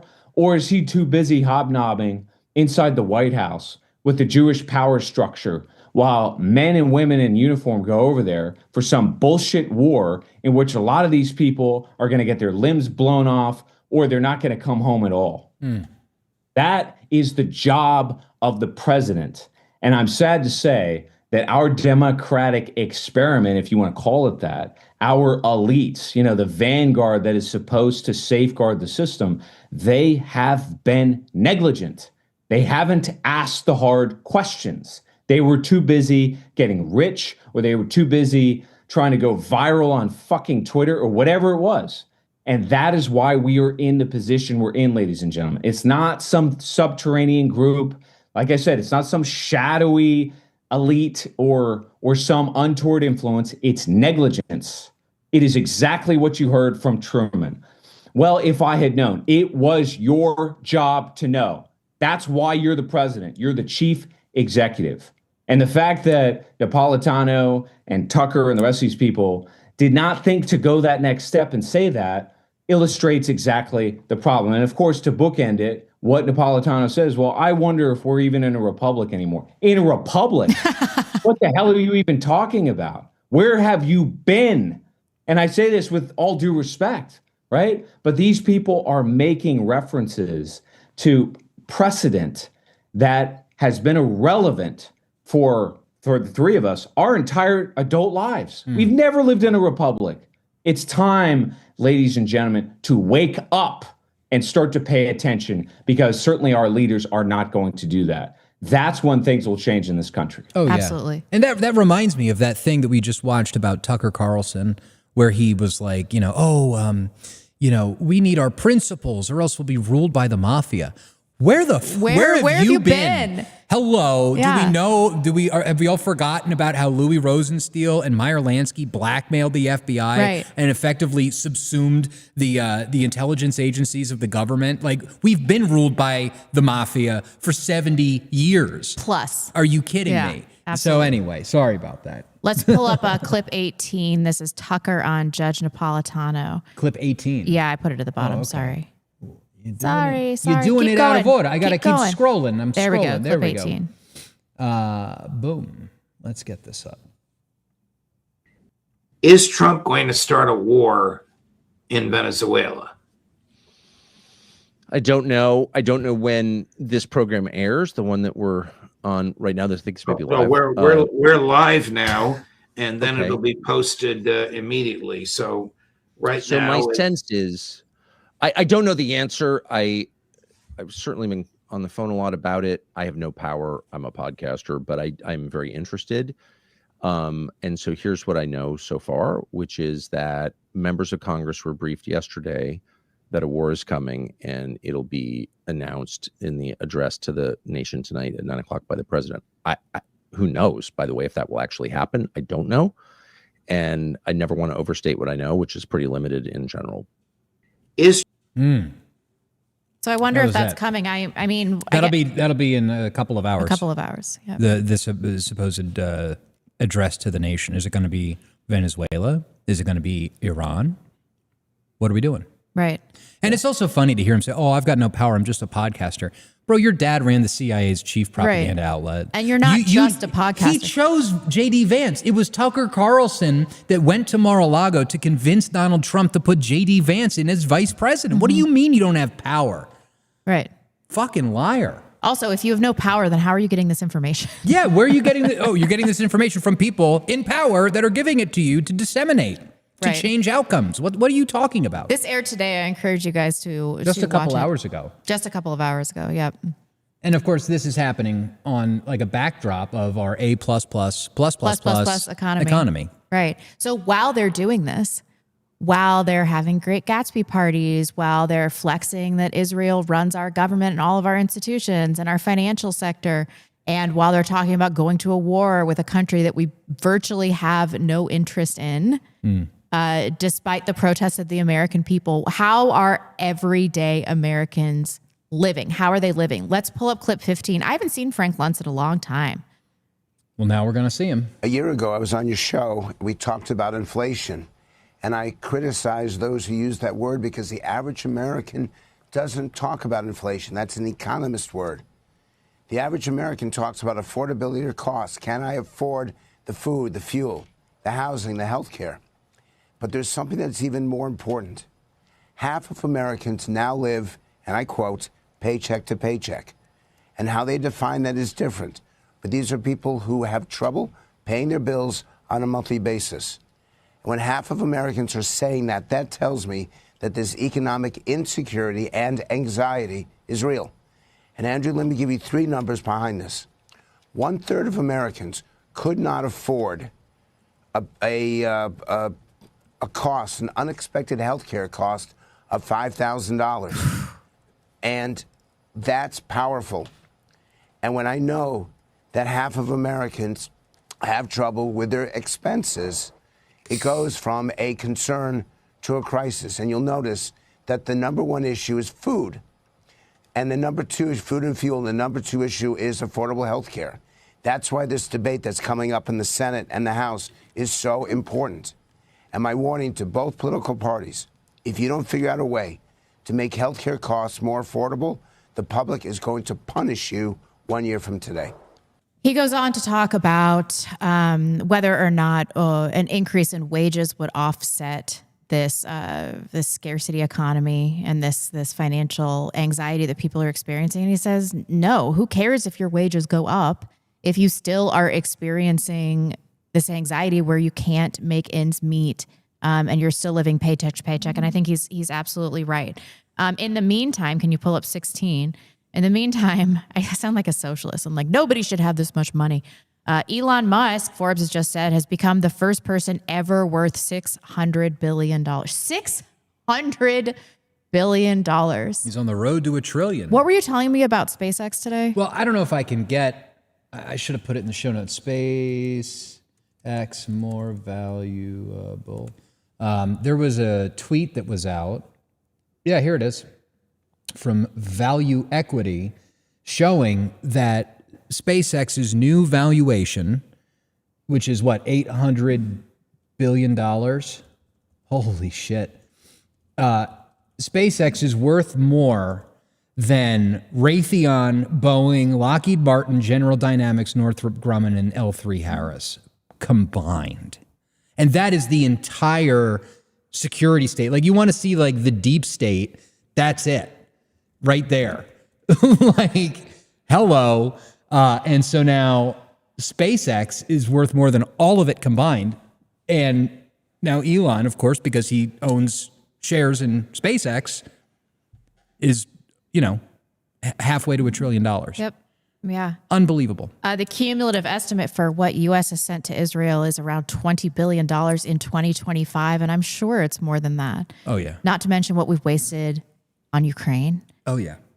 What we're doing in Venezuela. Like, what are they doing? Can you imagine if these funds were reconfigured in such a way that they could help the American public that is struggling to buy food? Yeah. What happened to struggling Doge? to buy food. What happened to Doge? Where's the Doge cuts? Where's the tax rebate? Weren't we all supposed to get like a check in the mail for like $1,000 or $2,000? Like none of that's happening. None of that's happening. And even if it did happen, it would be bad if it happened. We're in a real catch-22 between the bond market, the actual value of the bond market being propped up versus our ability to do manufacturing and create jobs. I mean, like, we're on track to have one of the biggest waves of unemployment ever. Right. If I'm not mistaken. And I'm still hearing from all of these boomers, not you, mom and dad, that are hanging on to their wealth with their cold, wrinkly fingers, telling all of the millennial, all Gen Xers, Gen Z, just pull yourself up by your bootstraps. Pull yourself up by your bootstraps. I'm still hearing from them that this is our own fault, And we talked about this Substack a few weeks ago briefly, but I feel like we did not do it justice. And I wanted to hammer home some of the points that this guy made. This Substack is a life-changing read. It really is. It's called My Life is a Lie, How a Broken Benchmark Quietly Broke America. It's by Michael Green. I just want to read a little bit of it. He says, the U.S. poverty line is calculated as 3 times the cost of minimum food diet in 1963, adjusted for inflation. So this is from 1963. This woman that came up with this. She observed that families spent roughly 1/3 of their income on groceries. Since pricing data was hard to come by for many items, if you could calculate a minimum adequate food budget at the grocery store, you could multiply by 3 and establish a poverty line. She was drawing a floor, a line below which most families are clearly in crisis. For 1963, that made sense because housing was cheap. A family could rent a decent apartment or buy a home on a single income. A family could, healthcare was provided by employers and cost relatively little. Blue Cross coverage averaged $10 a month. Childcare didn't really exist as a market because mothers stayed home. Families helped, or neighbors who likely had somebody home watch each other. Kids, cars were affordable. With few luxury frills, the neighborhood kids could fix most problems when they did. College tuition could be covered with a summer job. Retirement meant a pension income, not a pile of 401k assets you had to fund yourself. So this is a crisis threshold, but everything has changed between 1964 and 2024. Housing costs exploded, healthcare exploded, employer coverage shrank, well, deductibles grew, childcare became a market, and that market became ruinously expensive. College went from affordable to crippling. Transportation costs rose as cities sprawled. Public transit withered under government neglect. The labor model shifted. A second income became mandatory to maintain the standard of living. The composition of household spending transformed completely. In 2024, food at home is no longer 33% of household spending. For most families, it's 5 to 7%. And they're still using this measure for the poverty line. Housing now consumes 35 to 45%. Healthcare 15 to 25%. Unreal. Childcare can eat 20 to 40%. So, by this woman that made that measure, by her logic, if you maintain her principle that poverty could be defined by the inverse of food budget share, but update the food share to reflect today's reality, the multiply is no longer 3; it becomes 16. So, the threshold for a family of 4 wouldn't be $31,000. It would be somewhere between $130,000 and $150,000. She was identifying crisis, not sufficiency. If the crisis threshold, the floor below which families cannot function, is honestly updating to current spending patterns, it lands on $140,000. So what does that tell you about the $31,000 line that we still use? It tells you that we are literally measuring starvation. We're measuring starvation. And that's what we're doing. This is not a crisis level. It's destitution. It is absolute poverty. $140,000. Yeah. To not have any financial anxiety, major financial anxiety. I shouldn't say any. And that's really what we're looking at. And I feel like people are not properly talking about this. No, they're not. And it's, it's funny. We mentioned this on the show a couple of weeks ago. I hit up the food banks every now and again. We got a nice house, but, you assholes don't super chat nearly enough at the backlash.net/super chat. I'm kidding. But, being self-employed and all that, I mean, it's difficult, and I got canceled from my job, political consulting. I got canceled from the job at the Idaho Freedom Foundation. So yeah, I'll hit up a food bank every now and again. And it's like you show up at the food banks and you got people in Tesla Model Ys. Yeah. I got one in front, one behind, a Tesla Model 3, and we're all sitting there waiting to get, a load of, corn or whatever it is thrown in the trunk of the car. And it's like, in what society is somebody driving around in a brand new leased Tesla going to a food bank? The level of poverty that we have in our heads versus what's actually going on and what struggle actually looks like in this world is very different. Yes, absolutely. Very different. Look, a couple things here. One is a data point I know is going to blow Dave's mind. He probably already knows this because he's a smart guy. But the price to earnings ratio of Walmart is double that of NVIDIA. Now, what does that mean exactly? Let me unpack this for a moment. A lot of the sort of mega stores where you go and you can buy everything are getting crushed, as are a lot of fast food places, some of the grocery stores. But Walmart is doing really well. Why is that? Walmart is doing really well because even wealthier people are going to Walmart. Even your upper crust income levels, people that should not need to go to Walmart to buy groceries or clothing or God knows what have you, are going to Walmart. That's one data point. The other, there was an article that came out, maybe you can find it, Dave. It was in the FT, the Financial Times. Rising graduate joblessness is mainly affecting men. Now, this is a theme that we've talked about for a long time, but this is pretty striking because you're beginning to see a lot of this come out of the mainstream as well.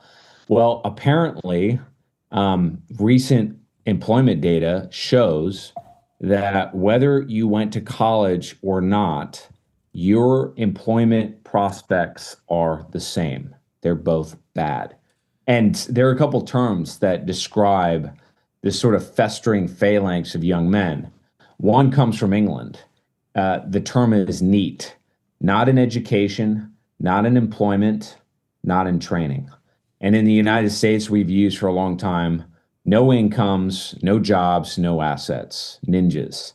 You have a large percentage of the young male population, whether they're college graduates or not, that have no social upward mobility either. So in addition to families that are struggling, whether they make $100,000 a year or not, that are, taking the family out to McDonald's, maybe they're buying clothing at Walmart, or maybe they're, taking a trip every now and again to a food bank. Now, the sort of future wealth earners of the country, men that are just entering the workforce out of college, so these are presumably higher performing men, they're screwed too. They can't get jobs. So all of this is to say, folks, this is an emergency. It is. It is an emergency. And the only thing that's propped the whole damn thing up is more and more government spending, which, as we've alluded to for a long time, there's a law of diminishing returns there. And now if the government hands you a check, well, that's a thankless gift because that check is just going to jack up the price of whatever you're trying to buy with that money, right? The money is going to precipitously lose its value. This is the feedback loop that we're in. And I just have to say, and I suppose the motif of this program has been, I don't get the sense that people in power understand this. I really don't. Do you? I don't. They don't. They don't. And it's we're starting to see people tweeting about it now, like Elon Musk is tweeting about it, but like, what's he actually doing? Right? He's been tweeting about white people and the persecution of young white males and how young white males have been systematically excluded from the jobs market, which is true. That's what started in, like, was it 2014 or whatever, when they just stopped hiring white guys at all of these different places. But what are they doing? They're loading up on H-1Bs. I think they know this because they methodically review polling data. So they must have some sense that this is an important issue that's affecting people. But they are failing to do anything about it because of their self-interest. That's why they're doing H-1Bs, and because they have no allegiance to white people. True. Yeah. Cameron's shaking his head. If you guys don't watch much mainstream news, I do. Because I'm a normie boomer. Just kidding. I watch a lot of mainstream media, largely financial media, and I'm telling you, Rebecca, they don't know. They don't How know. is that even possible, though? It's possible for a number of reasons. Some of it is an ideological narcotic. A lot of these people, look, they live in a very naive world. I mean, and I'm not trying to beat up on Tucker Carlson. I think more favorably of him than you guys do. That there's a subtle difference there. But, I heard Tucker Carlson, and I like Napolitano too. But, Tucker Carlson said, well, I don't exactly know why Lindsey Graham, supports bombs away in Iran or what have you. I don't know if you guys picked up on that. He's like, oh, he's a really charming guy. What? What are you talking about? Lindsey Graham's a criminal. He's a fucking criminal. Yeah. Right? I mean, how many people's deaths are on his head? How much blood is on his hands? He and John McCain and all the rest that have pushed war after war, intervention after intervention. And so, you hear things like that from Tucker Carlson, or like I said, Napolitano, do we live in a republic? I mean, come on, man. This is an expression, Rebecca, of what I'm saying is that some of these people that are supposedly at the vanguard of truth, Napolitano has a YouTube channel, almost 1 million people subscribe to it, okay? How many people follow Tucker Carlson? Millions, right? These people should know. Now, I don't happen to believe, and maybe this is naivete on my part, that they're lying when they say they don't know. I don't think they really know. And I think that goes to the whole cast of the elites in this country, or again, the elites in name only, the people that have their hands on the levers of power. This is why the situation is so dangerous. And that's why something bad is going to happen. I don't know what it's going to be or when exactly it's going to happen, but that is my fear. And I think it is particularly acute when it comes to these financial matters, because there's so many analysts that you can find that come out of the big banks, that come out of Wall Street, that are on CNBC, that are saying, oh, the economy is great, AI is going to change everything. And look, meanwhile, we went through the statistics. They are Great Depression level bad. That's how bad they are. Can somebody please let Judge, maybe I'll do this. Judge Napolitano. In fact, we do not live in a republic. We live in a Jewish oligarchy. Thank you for your attention in this matter. Hello, where are we at? We don't live in a republic. We don't live in a this is one of the things that guy from Rasmussen Polling is talking about, is it's like you can go to the polling, you can go and you can look and you can see what young people want. You can see what Trump voters want over and over again. And it's like, they're not responsive to the people at all. And it's not just America, it's the entire West. It's France, it's Germany, it's England, it's Ireland. They're just flooding the zone. And it's not for anyone's benefit but theirs. That's right, David. One thing about Frank Luntz, so, I sent that clip over because I think it's a powerful clip, in part because if you listen to the interlocutors, right, against mainstream, I think CNBC, they're sort of aghast at what he's saying. But his words, not mine. This is what he said in the interview. He said, the public is going to punish you. The public is going to punish you. That is a phrase, ladies and gentlemen, that is pregnant with meaning. And that is the backlash. That's why we call the show The Backlash. There is a backlash that's coming. Now, the question is, who's the public? Now, we think it's us. We think it's the ethnos, the white Christian population that's going to surge to the forefront. This is the thesis, the premise of this show. It's going to manifest in a punishment because the elites have lost the plot. That is what's going on, as far as I can tell. And Frank Luntz did a good job explaining that. And remember, that if you go back 10 years when Donald Trump was running for president and he was summarily dismissed, maybe not in your circles. Again, you guys were more plugged into a lot of things back then than most, but I was in DC at the time. Absolutely nobody thought Donald Trump was going to get elected. But if you go back and you watch Frank Luntz's commentary, he was polling people and he said the anger in this country is ferocious. And specifically, he was talking about the anger at Hillary Clinton.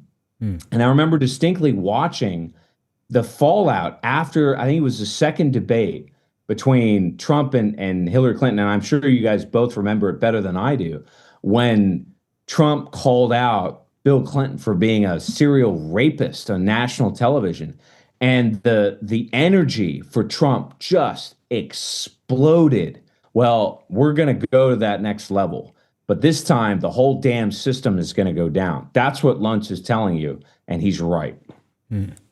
Daddy's angry. That's what everybody's saying in the live chat. Daddy Cameron. Daddy's angry. I'm scared. That's funny. Well, Yeah. I guess. Well, and I guess it's going to be one of two things, right? It's either going to be the scenario that you laid out, where it's going to be the white ethnos that, rises up and does something to punish the elite, or it's going to be these commies, these crazy democratic socialist types. I heard recently that there is a lot of talk and trainings that are being organized for a general strike on May 1st, either 2026 or 2027. I don't know if either of you guys have seen that, but apparently in those circles, the AOC circles, the DSA circles, all of these pro-Palestine type people, there's a difference between our version of, no more bombing in Palestine, and then these freaks that are like down in Boise doing the Palestine activism or whatever. Those people are communists. Those people are the ones cheering on Luigi Mangione and the murder of Charlie Kirk. Those people are planning something big for 2026. And it could be crazy. Could be bad. Don't know. It's wild. Absolutely wild. I think we got time for my rant, the segment nobody asked for and people don't really like, but I'm going to keep doing it. Daddy wants to hear the rant. Hold on, let me get it pulled up. Very good, very nice. Let's see. Scroll down. Down. Look at all these charts that we didn't get to. I know. Really? We didn't even really get into Venezuela. Or I guess we did a little bit. We did a little bit. We have to wait to see what happens with Trump. But here we go.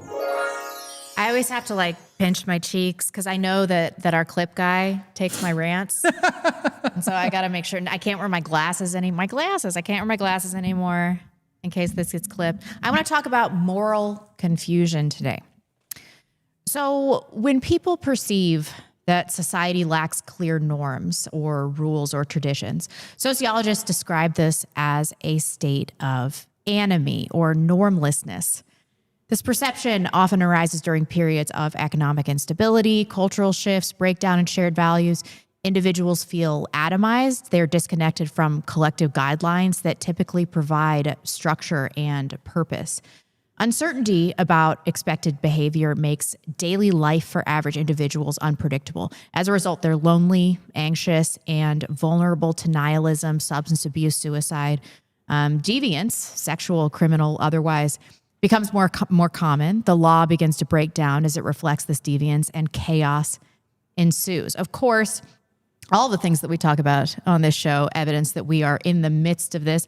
Gallup's 2023 data showed that 22% of Gen Z identifies as LGBTQ. We're witnessing an era where victims of sexual violence that defend themselves are charged as perpetrators. Substance abuse and overdoses are epidemic. The current U.S. suicide rate is 34% higher than it was just in 2001.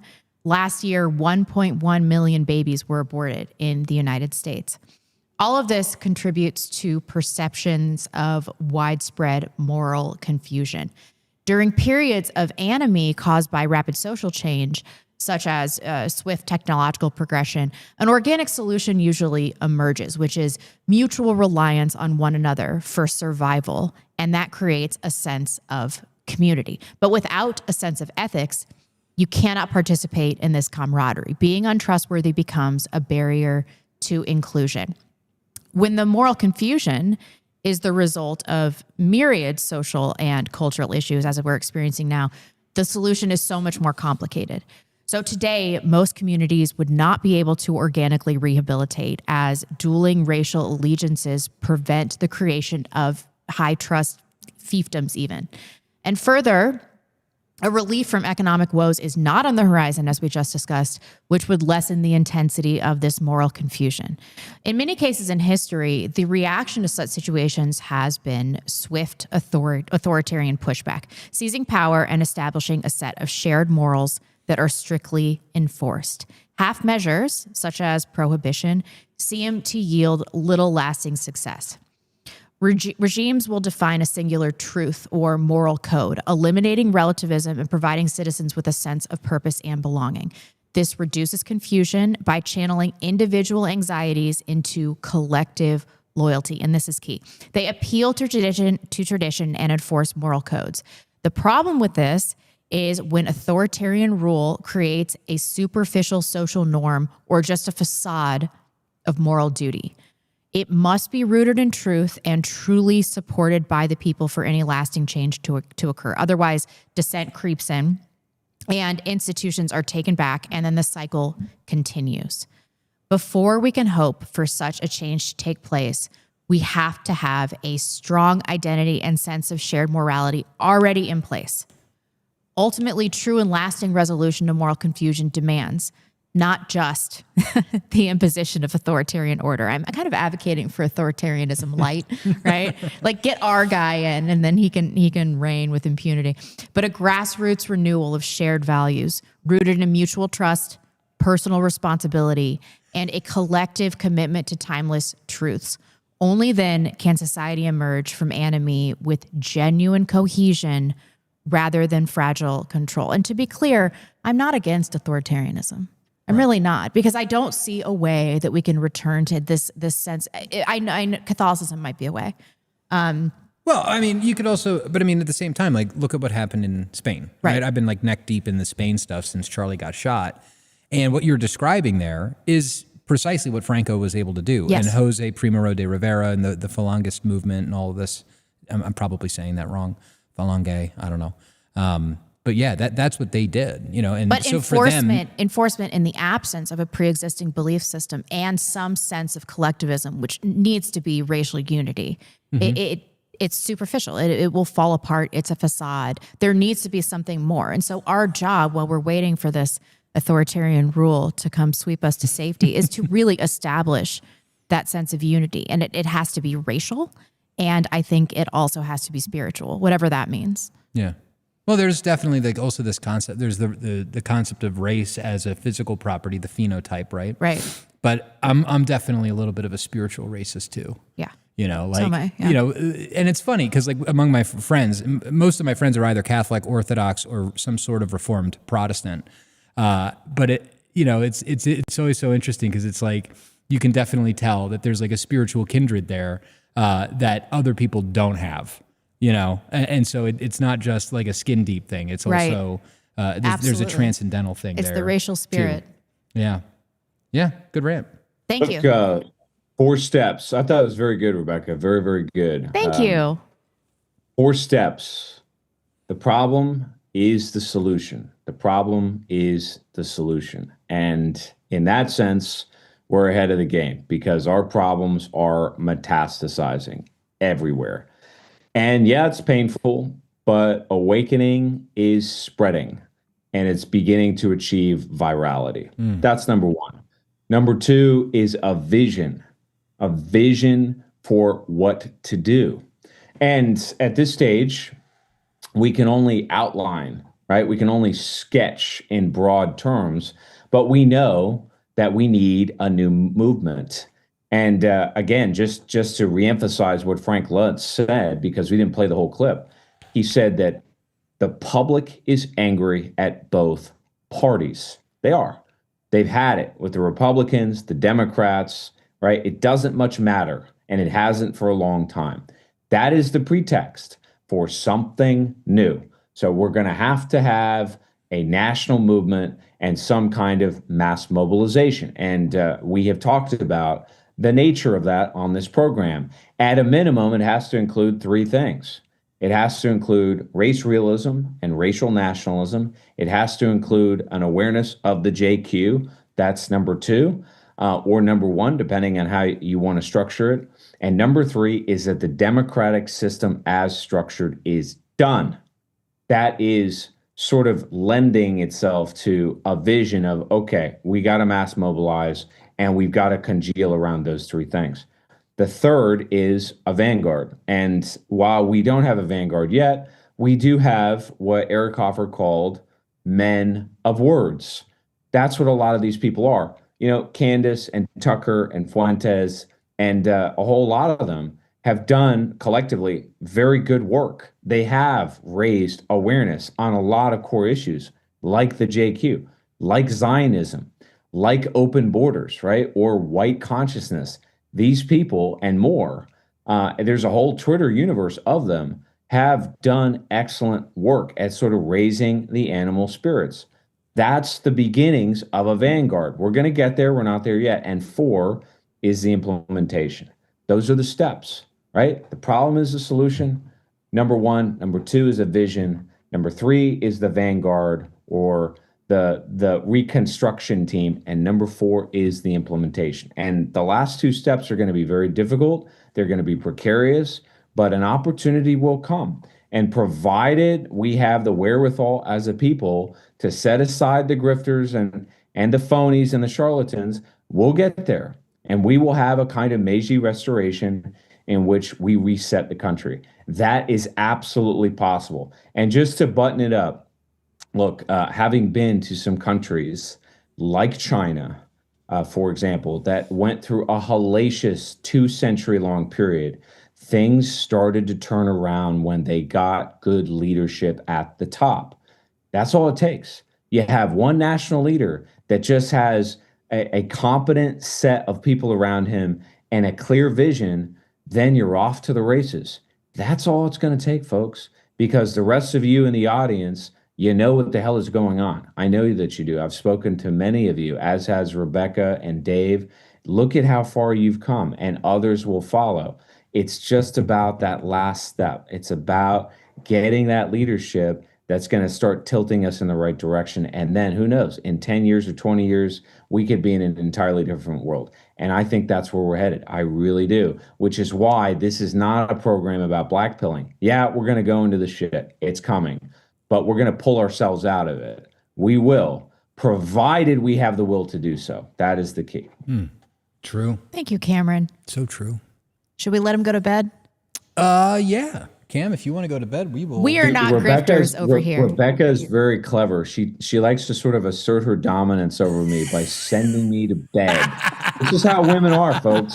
They're very clever. They're subtle. They infantilize you in ways that you can't necessarily pick up right away. You immediately picked up on it, though. Listen, none of my normal feminine wiles work on Cameron.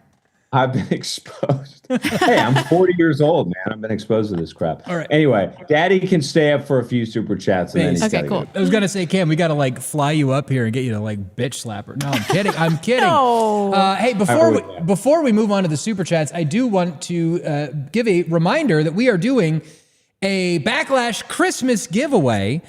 Submissions are now open. This is the actual page. You know, we're giving away a copy of The Culture of Critique by Kevin McDonald, a 12-ounce bag of Above Time Coffee Roasters coffee, and a 4-ounce bar of North Idaho Tallow soap. All you got to do is send us your social security number, your address, that we can then forward along to the CIA, and we will send you one of these prizes. And it's very good. This stuff smells really good.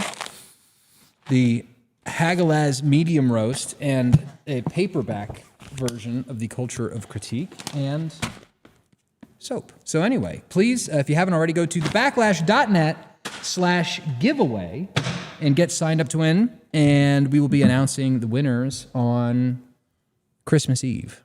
We'll be doing a Christmas Eve show. So that will be a good time. Let me get to also, speaking of financial collapse. It looks like Rebecca is reading some interesting super chats. She is looking at furniture. No, I'm not. You totally are. You totally are. No, I just pulled up a tab. If you must know, I have to have all of my tabs organized because I'm doing a house remodel that is very stressful right now. Yeah. So today we're getting our floors redone. We're all living in a single room, sleeping in the same bed. Trees are falling on your head.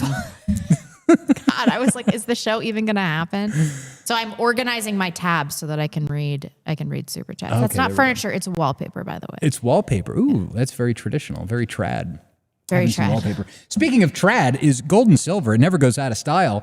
It gives a jingle in your pocket, keeps your wealth safe. You want to go to atlasbullion.com/backlash to get yourself financially secure. You can buy gold and silver. They've got plans starting as low as $55 a month for silver, $200 a month for gold. And of course, you can call Kenzie, arrange bigger purchases. You know, hey, look, if you buy like $500,000 worth of gold, she'll like fly out to you. She'll bring it to you.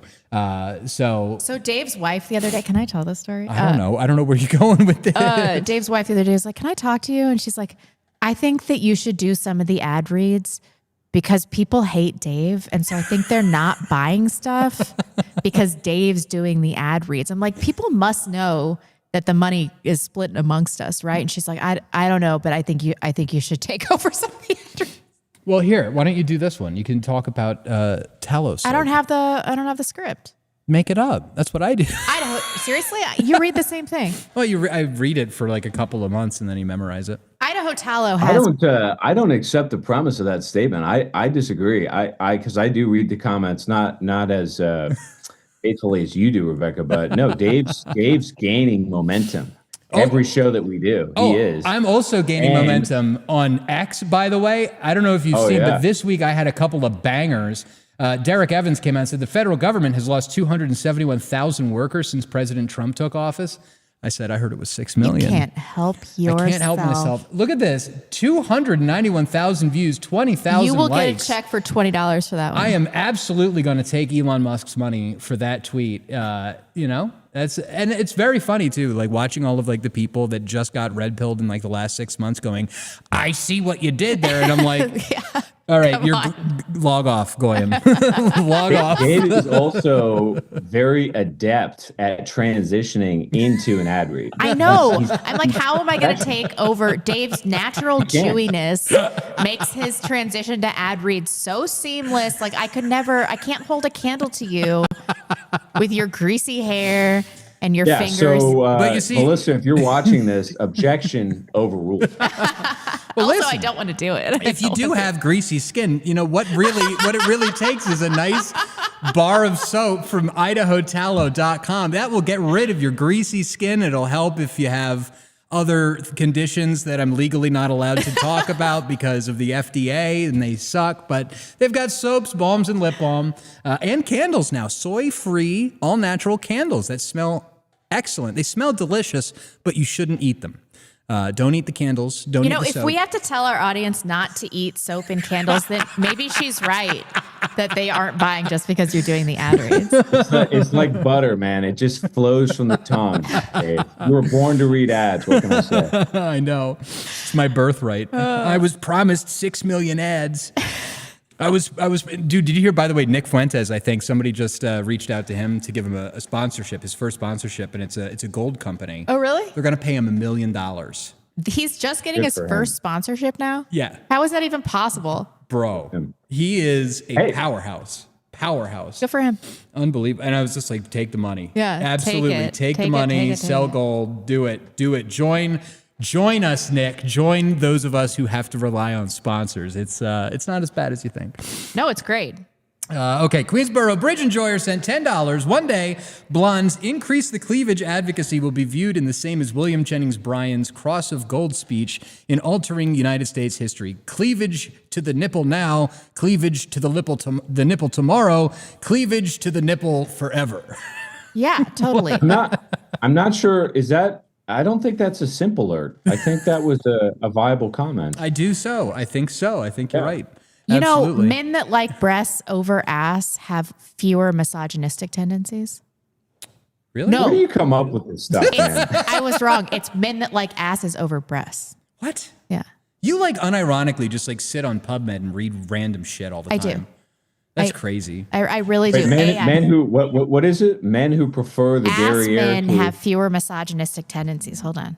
Oh my fewer. gosh. This is the Men only that show. like boobs versus butts and misogynistic tendencies. NCBI. I'm exhilarated by this. I Exhilarated. am. I love doing research. This is the only like Wignat talk show. This is the only right-wing talk show where you can get like the collapse of finance Research, and I know, and research on butts versus boobs. Research published in NCBI index journals indicate that men who prefer larger breasts are more likely to hold sexist attitudes and to objectify evidence. But so it has nothing to do with butts. Erroneous on both counts. So if you like big boobs, you're a misogynist? A woman wrote that. A woman wrote that. I guarantee it. A woman with small tits wrote that. Pardon me. Didn't mean to go there. Anyway. Having been on both sides of that, I can say that that's probably true. Yeah. Queensboro Bridge Enjoyer sent $10. Speaking of Miami Vice, has anyone watched the 2006 Cocaine Cowboys documentary? The origin of the modern concealed carry movement related to Mariel Boatlift and the basis for George Borges' econ studies on immigration are on full display.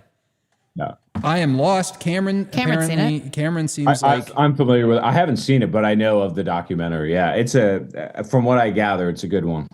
Yeah, I've heard of it. It was all Miami was, I mean, watch Miami Vice. It's worth watching because it's dramatized, but what went on in Miami in the 80s, during the epoch of Scarface, that was a crazy time. And basically what it was is the United States being exposed to Latin America, right? Because that's how it is down there. So it's worth watching. And also to understand that Florida in particular is a very corrupt state in the union. I'm not saying it's as corrupt as California or New York, but it's not far behind, right? And who has a very lavish property not all that far from Miami? Our president. So think about that. And Jeffrey Epstein. Yeah. A lot of CIA activity when it comes to cocaine smuggling. And also, wasn't there a guy that was involved in the Oklahoma City bombing that was like, he would fix up boats or something? He would fix up boats for CIA drug running between Florida and Cuba. I have no idea. I think he left like a cache of weapons and money. And then Timothy McVeigh and Terry Nichols like broke into his apartment and stole it and then used that money as the foundation for what they were doing. Really? Yeah. It's in Dr. Wendy Painting's book, Aberration in the Heartland of the Real. I haven't finished reading that yet, by the way. What's it called, Dave? Aberration in the Heartland of the Real. It's Aberration in the Heartland of the Hold Real. on, let me pull it up on the screen. It's an incredible book. Everybody's got to do it. We haven't done an Oklahoma City bombing episode yet. Aberration in the Heartland Real. Hey, Dan Bongino resigned. Yeah. Oh, yeah. I heard about that. I just saw this book, absolutely fantastic read. Aberration in the Heartland of the Real by Dr. Wendy Painting. She is working on a follow-up to this right now. She's on Twitter. I forget what her ad is. Boobs. Look at that. Sydney Sweeney. Very nice. Anyway, back to what I was talking about. She is working on a follow-up about that kind of brings everything together. The octopus murders, the Oklahoma City bombing, domestic Gladio, all of it. Very interesting book. You got to read it. And she makes the case that Tim McVeigh was sheep-dipped and, working on behalf of the government. Very, very good book. Anyway. They're just the best boobs I've ever seen. You're just like staring at Sydney Sweeney's boobs. I don't know what to tell you. What are you doing? They're just fantastic. She's from Spokane, right? Yeah. Maybe we'll get her on the show sometime. Yeah, that's not going to happen. Well, you know who we are going to get on the show? James Fishback. Oh, really? Yeah, he DM'd me back last night. There's been a lot of discussion in the space about James Fishback, whether or not he's the real deal or if he's, a covert agent. We're going to ask some hard-hitting questions. Do you know who else we are getting on the show? Thomas Rousseau, I think. We got a tweet up about that, too. Sorry, we're taking too long. We can banter more when Cam's gone to bed. Sorry. The Orthodox are sent $10. I just want to say I love you all. Away. Especially Dave, who gets so much hate. Cameron, do you have any estimate when the Russia-Ukraine war will end? Yeah, really. It's funny you should mention that. I had a good conversation with somebody about that earlier today. It seems as though the answer to that question is when the financial mess that I've been predicting for some time really starts to take hold in Europe, because it seems as though this is maybe one thing, I suppose, you might be able to give Donald Trump a little bit of credit for. At least he hasn't jumped on the grenade. He's kept the grenade in place, but he hasn't sprinted into the grenade that is Ukraine. But the Europeans are going full bore, trying to provoke an escalation and to bait the United States to jump on this grenade that is Ukraine. But they're besieged domestically by all kinds of problems that are beginning to compound. In fact, you guys didn't see this because you don't follow the UK political scene as much, but you'll be able to find it, Dave, if you search for it. Keir Starmer was out in public and tried to go into a pub and was chased out and harangued by the pub owner. And I think his days are numbered. This was back in 2021, though, wasn't it? Remember? No. What I saw. This happened maybe again. I'm wrong. Here, hold on. Let's play the clip. Again. Let me play the clip because there's video. I could be wrong. Get out of my pub! Go on! Oh yeah, no. I guess you're right. My pub! Yeah. Eat So I was shit. fooled. Oh, there you go. Fake Eat news, shit, folks. Keir. But yeah, that Anyway, Keir but- Starmer is in trouble, notwithstanding my error. But I was going to say, it is interesting because the COVID thing went like straight into the war in Ukraine, basically seamlessly. It was like the day COVID ended, the war in Ukraine began. And so I could see that. I could see that like there's going to be whatever the next crisis is, that will happen, and then we'll just seamlessly hand the baton. And it seems like it's just like one group of money launderers passing the baton. Like you get 2 years with it, then you get 2 years with it, and on we go. It's just in any case, I'll just say three things about when the war is going to end, and we can move on. First step is that the regime in Kiev under Zelensky falls. And I think that that's close. Of course, we've been hearing that for some time, and I'm not an expert on the Zelensky regime, so let me be very clear about that. But whenever that regime goes, that's step one. Step two is when one of the triumvirate pushing the war, so that's Macron, Merz, and Starmer, when one or multiples of those three go down in Europe, and as I said, I think that's close at hand. That's step two. And then step three, it's going to be when the United States just sort of throws up its hands and says, okay, I'm done. I'm out. And I think that's close at hand, too. I mean, if you read the 28-point plan, it was just a joke, right? It's a joke. So I think, we're going to be distracted in Venezuela, domestically and otherwise, but those are the three conditions that must obtain. Then you're going to get some kind of a new security arrangement, architecture, and hopefully that will bring an end to the conflict. So that's my answer. And a new president of Ukraine, because Zelensky's got to go. The people don't want that's what him. I mean. The regime in Kiev has to fall. Yes, absolutely. That's step one. That is the precondition for the other two. But the other two conditions, if they're met, that'll be the end of it. Yeah. That'll be it'll be over completely. Yeah, I agree. All right, here we go. Book Track Grooves sent $10. A question for you all. A question for all. Are you supersessionists? Do you believe that there are Old Testament prophecies that have yet to be fulfilled? If yes, which ones? That's a good question. I actually kind of tweeted about this a little bit earlier today, in a oblique kind of a sense, in that, and talk about awareness getting raised. This one went pretty viral too. I mean, I guess 8,000 likes is viral for me, but nerd. It is a mortal sin for Catholics to participate in Jewish religious ceremonies. And I was saying this, of course, about J.D. Vance and his participation in the menorah lighting at his house over the week. But if you look at what the church fathers have all said, they talk about participating in Jewish festivals as a disease. Like, are you kidding me? We are Israel. So this is St. Augustine explains why Christians, not the Jews, are the true Israel. So you can read all of this. This, of course, comes from American Reform on Twitter and on Substack. And also, if you look at, I think I posted it, there was a short piece from Mystici Corporis, which is the great encyclical of Pope Pius XII about the mystical body of Christ. He said, by the death of our Redeemer, the New Testament took the place of the old law, which has been abolished. On the gibbet of his death, Jesus made void the law with its decrees and fastened the handwriting of the Old Testament to the cross, establishing the New Testament in his blood shed for the whole human race, and that there was effected a transfer from the law to the gospel, from the synagogue to the church. So the Catholic Church is supersessionist, absolutely, 100%. Now, whether or not there's another kind of angle on this, which is preterism, partial preterism, full preterism, or no preterism. And that's the idea that there are prophecies that have yet to be fulfilled. And the Catholics anyway, are partial preterists. We believe that most of the prophecies in the Old Testament have been fulfilled. Like when Jesus in Matthew 24 is talking about, the time will be nigh, and one will be in the field, and one will be taken, and one will be at home, and one will be taken, all that kind of stuff. When you see the signs, flee to the hills, et cetera, that was prophesying the destruction of Jerusalem by Titus in 70 AD.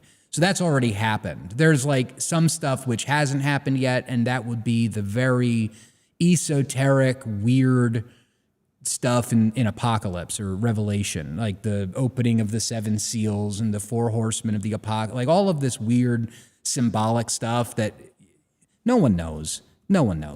So, but the point is that most, at least from a Catholic perspective, most of this stuff has already been done, and Protestants love to take Bible prophecy and twist it and warp it to fit their political needs. So be careful of that.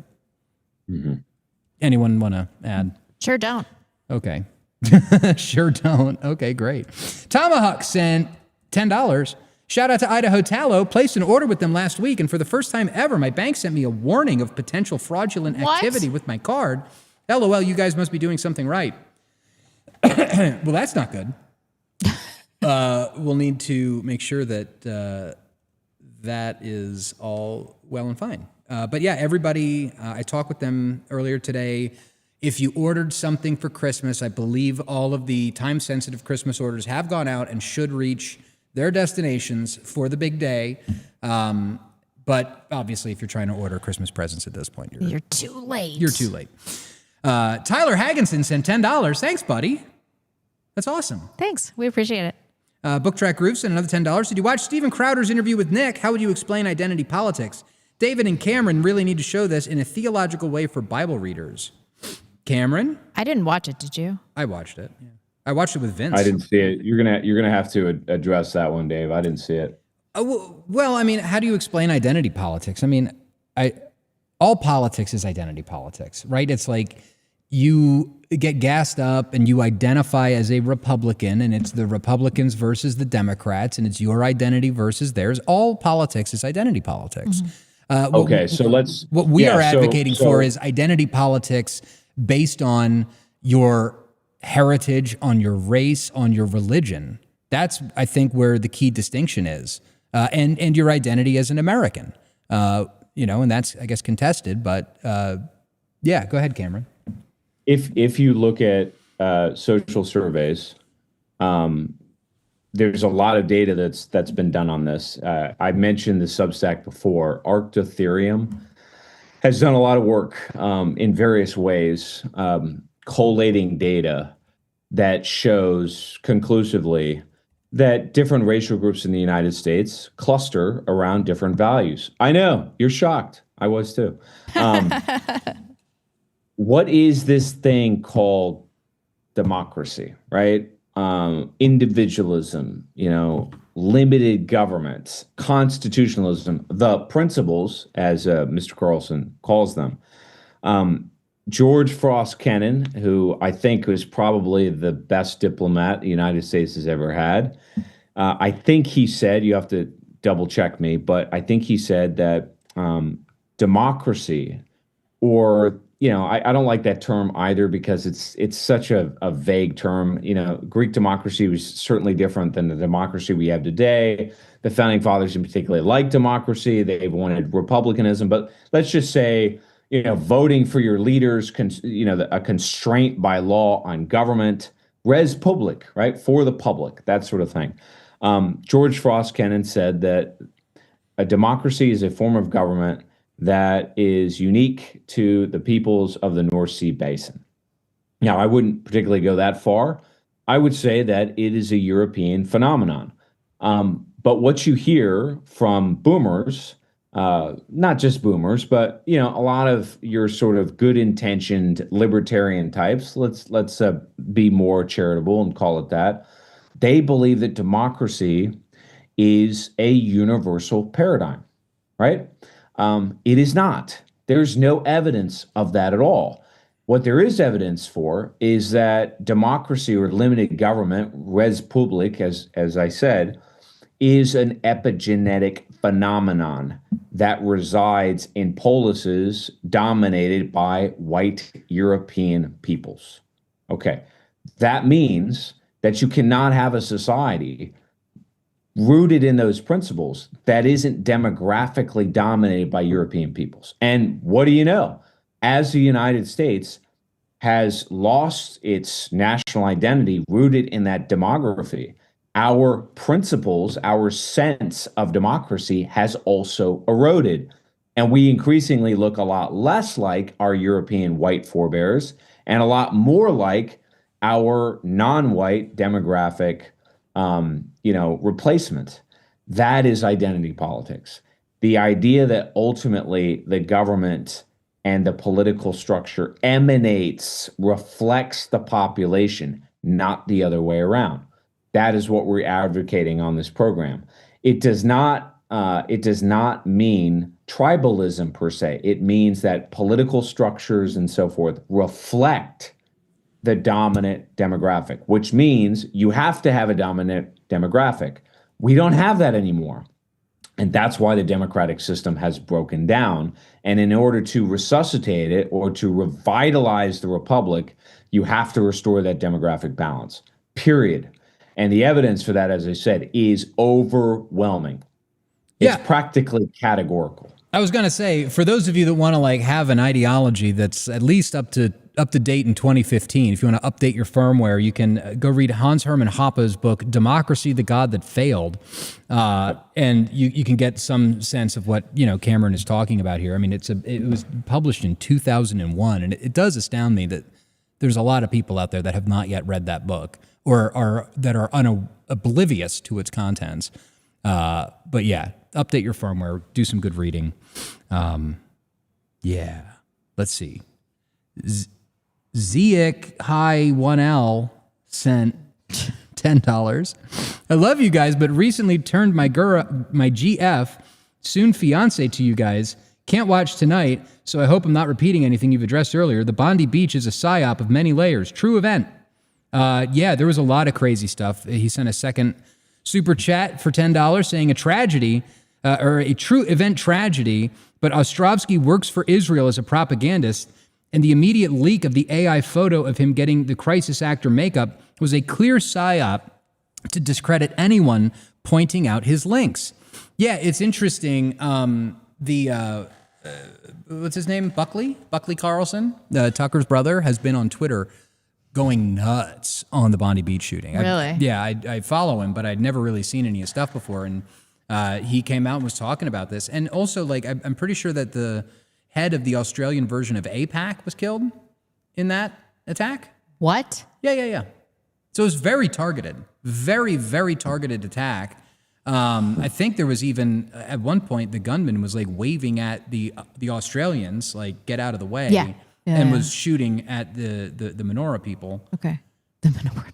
Well, whatever. They were doing a menorah lighting ceremony. But anyway, don't do violence. That's not good. That's the official statement. We have to hear all this bitching and kvetching online. And it's dude, this happened in Australia by a guy that was an ISIS sympathizer. And somehow we need more laws in the United States. Somehow we're the problem. Fuck you.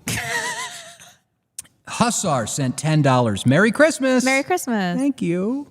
Ziek High 1L sent another $10. Israel government, along with showing the Muslim hero and disregarding the white Australians that initially attempted to stop the attack and were murdered, Bibi condemning Australia for not doing, there's probably another one, Enough to stop anti-Semitism, blaming right-wing groups, etc. Islam is the broom of Israel, same as Candace being played all distraction. I believe she was told by forcing French officers a hit was, another super chat, put on her, but that was a psyop to make everyone drawing attention to Zionist control psyops as the meme from It's Always Sunny in Philadelphia with the cockpit cockpit board and strings. I don't understand the It's Always Sunny in Philadelphia reference. Where Charlie is smoking a cigarette. The Pepe Sylvia thing. Yeah, absolutely. Yeah, I mean, there's a lot of suspicious stuff about this Bondi Beach shooting. Not good. It's just not good. I don't like to see dead people. Because of the implication. The implication. Because of the implication. True. That show's great. You guys don't know what I'm talking about. I have no idea. I do. She does. I know you do. I I'm don't talking watch about that our much audience. TV. Dennis is talking about like making a girl think that he's going to rape her on the boat. By implication. By implication, yeah. Oh. Rape jokes. Yeah. Great. Wonderful. It's Always Sunny in Philadelphia is it's an American classic. No, I love It's Always Sunny. I just haven't watched it in I watched that when I was in college. It's too lowbrow for a high IQ gentleman of like yourself, Dave. No, I don't know. Anyway, Altered Airs sent a big super chat. $100. Merry Christmas. Hope you guys have a white one. Love you guys. Dave, your love is at the bare minimum. JK, love you, bro. Wait, your love is what? He said, love you guys, but Dave, it's the bare minimum amount of love. Thank you for the big super I don't think chat. people actually hate you. I think it's a meme now. I think it's just a meme. Yeah, I think it's a meme. It's fine. My mustache sweeps peepees sent $10. Dave, when are you going to start an OnlyFans? Bro, that is such a funny username. Hey, if the economy keeps going, man, we're all going to be. Listen, out there I might with be our selling feet pics. God knows. Yeah. All right. Oh my God, man. I've got those weird hobbit feet. People pay big money for that, Tyler Hagginson sent another $10. Congratulations on 100 episodes, nerds. Thank you so much. He's the guy I'm thinking of, right? How am I supposed to know? We know him, don't we? Like at parties? Like he does metal and he plays music and stuff? Yes. Right? Yeah, he's got long hair, right? Yeah. And like a beard and Thank you Tyler. so much. Thank you. Merry Christmas. Based. The world that you guys live in and the world that I live in. They're very different. No, the highlight of my life is going to cookouts and family birthday parties or tonight I've got a hard out at 6:20. My daughter is playing an angel in the school play. So we get to go up to school to watch the nativity play. That'll be very good. But yeah, let's see. Okay, I read that. We're working on it. Glam Drink sent $10. Congratulations on 100 episodes and Merry Christmas. Thank you so much. Thank you. Happy Kwanzaa. Book Track Roof sent $10. David and Cam, your curse words are fiddlesticks, bloody blimey, horse turd, Colossians 3:1-10. Yeah, I know. I got to work he's on right. it. I got to work on it. I got a little carried away. It's true. It's okay. No. Listen, here's the thing, right?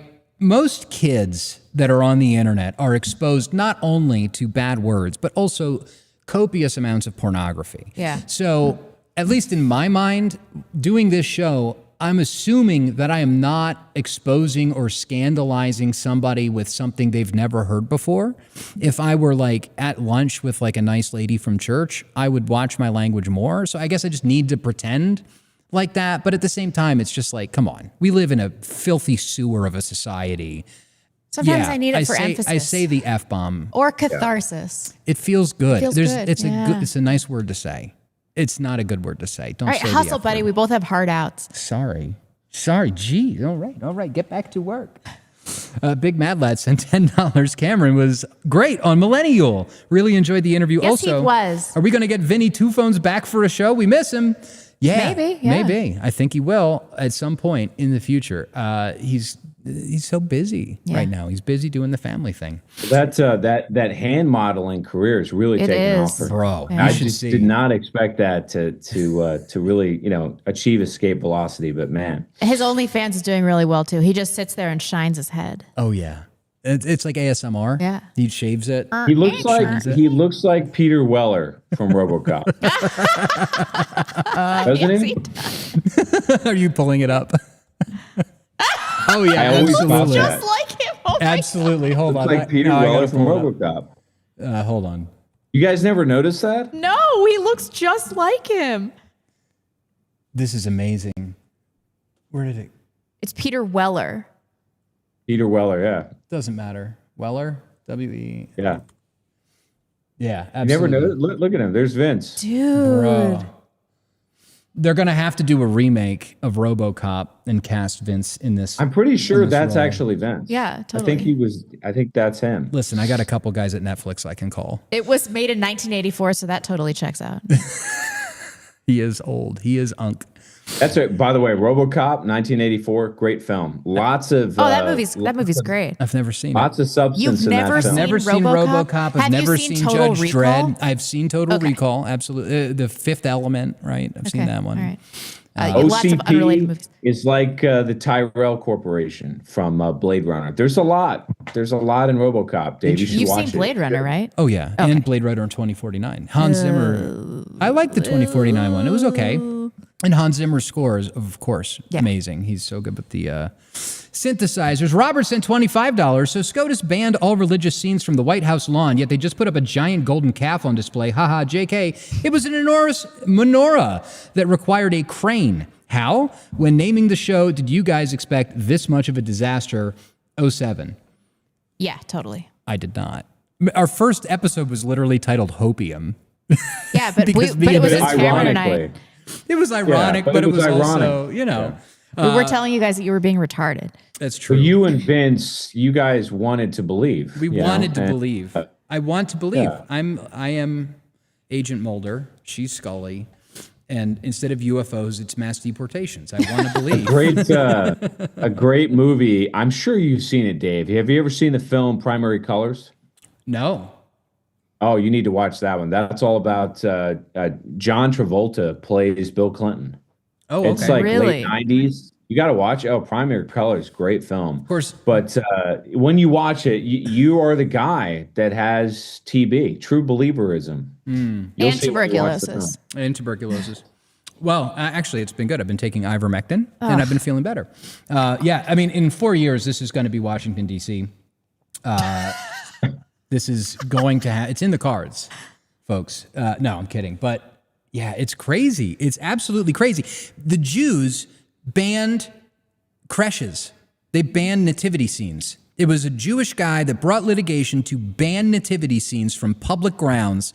And here they are putting up menorahs, which is, of course, a symbol of Jewish supremacism, of Jewish conquest, of Jewish warriors. And that's why, like, when you look at the flag and the seal for the state of Israel, it's a menorah. Hello. Yeah, And it's so almost as if they're going duplicitous. around. Dude, when I was in Boise last year, there was at least 15 fucking menorahs in Boise. There I go again. There was Hustle, Dave, hustle. 15 menorahs in Boise. And it's just like, between that and the gay pride flag, these are symbols of cultural conquest.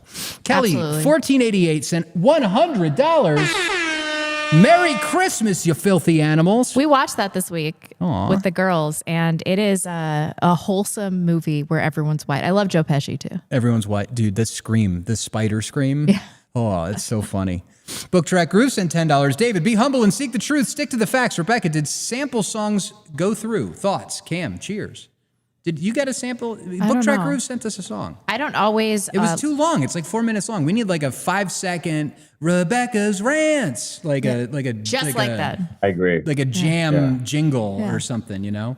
Robot Buster sent $15. Candace has a monkey tail, and he sent another $15. Candace has a monkey tail and Merry Christmas. Anyone that uses Xmas is a Jew. True. Natural Selection has sent $20. Don't let your hatred of Dave stop you from enjoying the Idaho Tallow soap. Loving the soap I got this summer. While we're busy shilling things, watch The Golem of Prague, Myth of Our Era on Odyssey. Oh. I will watch that. Absolutely. I have seen not one, but I want to say multiple comments that have said something like, Dave is really growing on me. He might be more base than Cam. Oh, no. So, there you go. Did I read you that licorice comment? What licorice comment? This was a few months ago, but it was like, Dave's like licorice. At first, I hate it, but the more I eat, the more I'm like, fine. Okay. Right. That's funny. Do you have any super chats over I here? do. Let's do Agent K. It's amusing that any nation, including the Soviets, can quell the conflict in a region of the world that has been in conflict since biblical times. Yeah, really. Lucian, no note. Thank you, sir. Deadpool Kid sent 2. So I'm going to go ahead and read these. A small news source. Migrant gangs found rounding up children near school. Mainstream media. We must stop anti-Semitism. Do you think if Israel wasn't even mentioned for one day, Bibi might have a heart attack? Yeah. Yes, I think he would. Let's see. Later days. Hey guys, great show tonight. Please don't stop swearing. I like it. Sometimes you need it in order to really hammer that point home. Merry Christmas, love, and things, Chris. We love you, Chris. Oh, Chris is my buddy. That guy's awesome. Nice. Shell Beach. I can spare 20 worthless Canadian bucks, Dave. I hope Christmas dinner doesn't have to come from the food bank this year. He just does it because he's cheap. We've got to figure out what we're doing for our Christmas dinner. We're gonna do a ham, I guess. Oh, maybe. You're a ham family? Yeah. Christian holidays, you got to eat pork. Fine. You got to, whenever you're challenged on that, Dave, you just need to use the line from Total Recall, another great movie. I got 5 kids to feed, man. Not yet, but hopefully soon. Please tell me you've seen Total Recall. No, we just talked I've about seen it. Total Recall. That was the Arnold Schwarzenegger movie, right? 3 boobs, yeah. Yep. Yeah. I've seen that. Based on a Philip K. Dick novel. And then there was a remake of it with Tom Cruise, right? I did not watch that because that's an No. abomination. It was with the Irish actor. Oh, not you're Tom right. Cruise. You're right. Yeah. And it sucked, so don't watch it. Colin Farrell? Yes, Colin Farrell. Agent K. Farrell, that's right. The Father is an authoritarian by modern standards. The only difference from the secular version is free grace for those who believe in Jesus Christ. Based. The Father is what? What is it? Is an authoritarian by modern standards. Yes. True. Well, that's what the whole authoritarian personality was about. Absolutely. Jacob Winkleman. We talked about that last week, and remember, there's a lot of psychobabble in that sort of psychologism. That's what it is. Yes. Fathers and mothers, there is a natural complementary relationship, and unfortunately, I think so much of how we see things today has been dominated by this Jewish, communist, Marxist narrative that superimposes a power structure on everything. Yeah, power is involved in a lot of things, but it's not the sum total of everything that's going on between a man and a woman or a nation and a citizen. I mean, that it's very rudimentary, infantile, I would say reductionist thinking. So try to let go of this authoritarian or fascist or whatever. These are terms that have been used to keep you in a box, right? They just don't carry the sophistication necessary to explain what are a lot of complicated things, right? In other words, we don't live in a binary, right? It's not left or right, right? It's not up or it's down. It's complicated. There are shades of gray. That's the way the world actually works. And as you can see, the Israelis, the Jews in this country, what have they tried to do? They've tried to force a binary. And now that's sort of blowing back on them. Don't think that way. Break that form. Yeah. They call it light switch brain. Yeah. Think. Yeah, exactly. From the old James Alsop days. I think they coined that term. Him and Jazz Hands McFeels. I miss him. Those guys. I hope they're doing well. Last one over here, Jacob Winkleman. Have you seen Casey the car guy Putsch running against Vivek in Ohio? Yes. Once I stop crying about me mum after that Idaho tallow ad, I will be door knocking for him. Yeah, that's funny. Yeah, I saw, what's his name again? The car guy? Casey the car guy? Putsch? Yeah, I don't know who he is, but I saw that he announced against Vivek, so hands are tied over there. We're going to have to endorse the guy.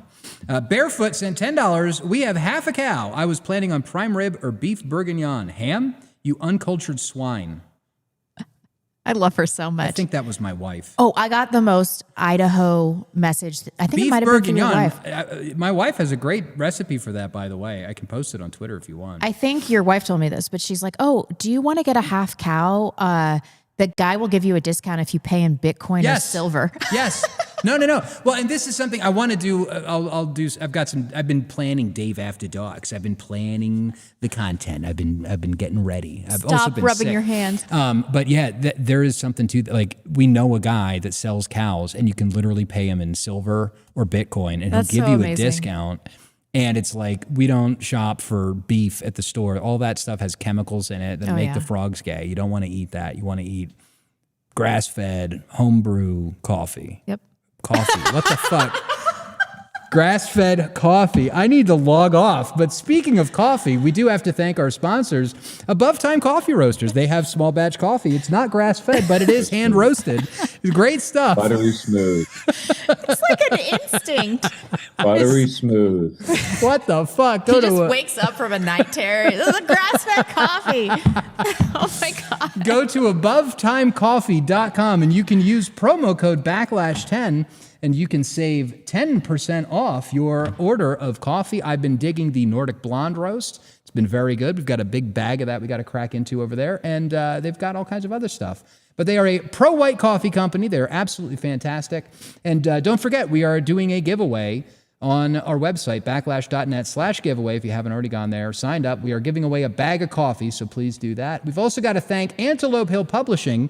They are fighting to keep history alive amidst this regime of anti-white censorship.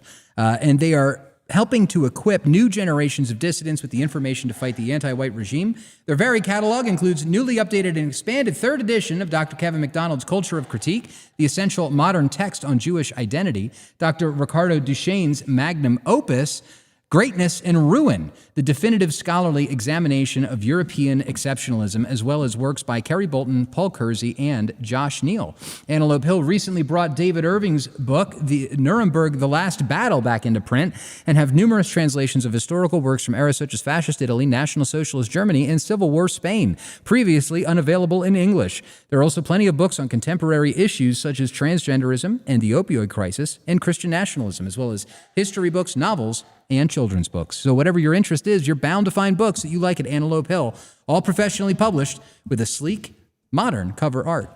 Help us and help our people by checking out companies that share our values and fight for our cause. Visit antelopehillpublishing.com. Thank you to all of our sponsors. Positively mellifluent, Dave. Absolutely. I don't even know what that word means.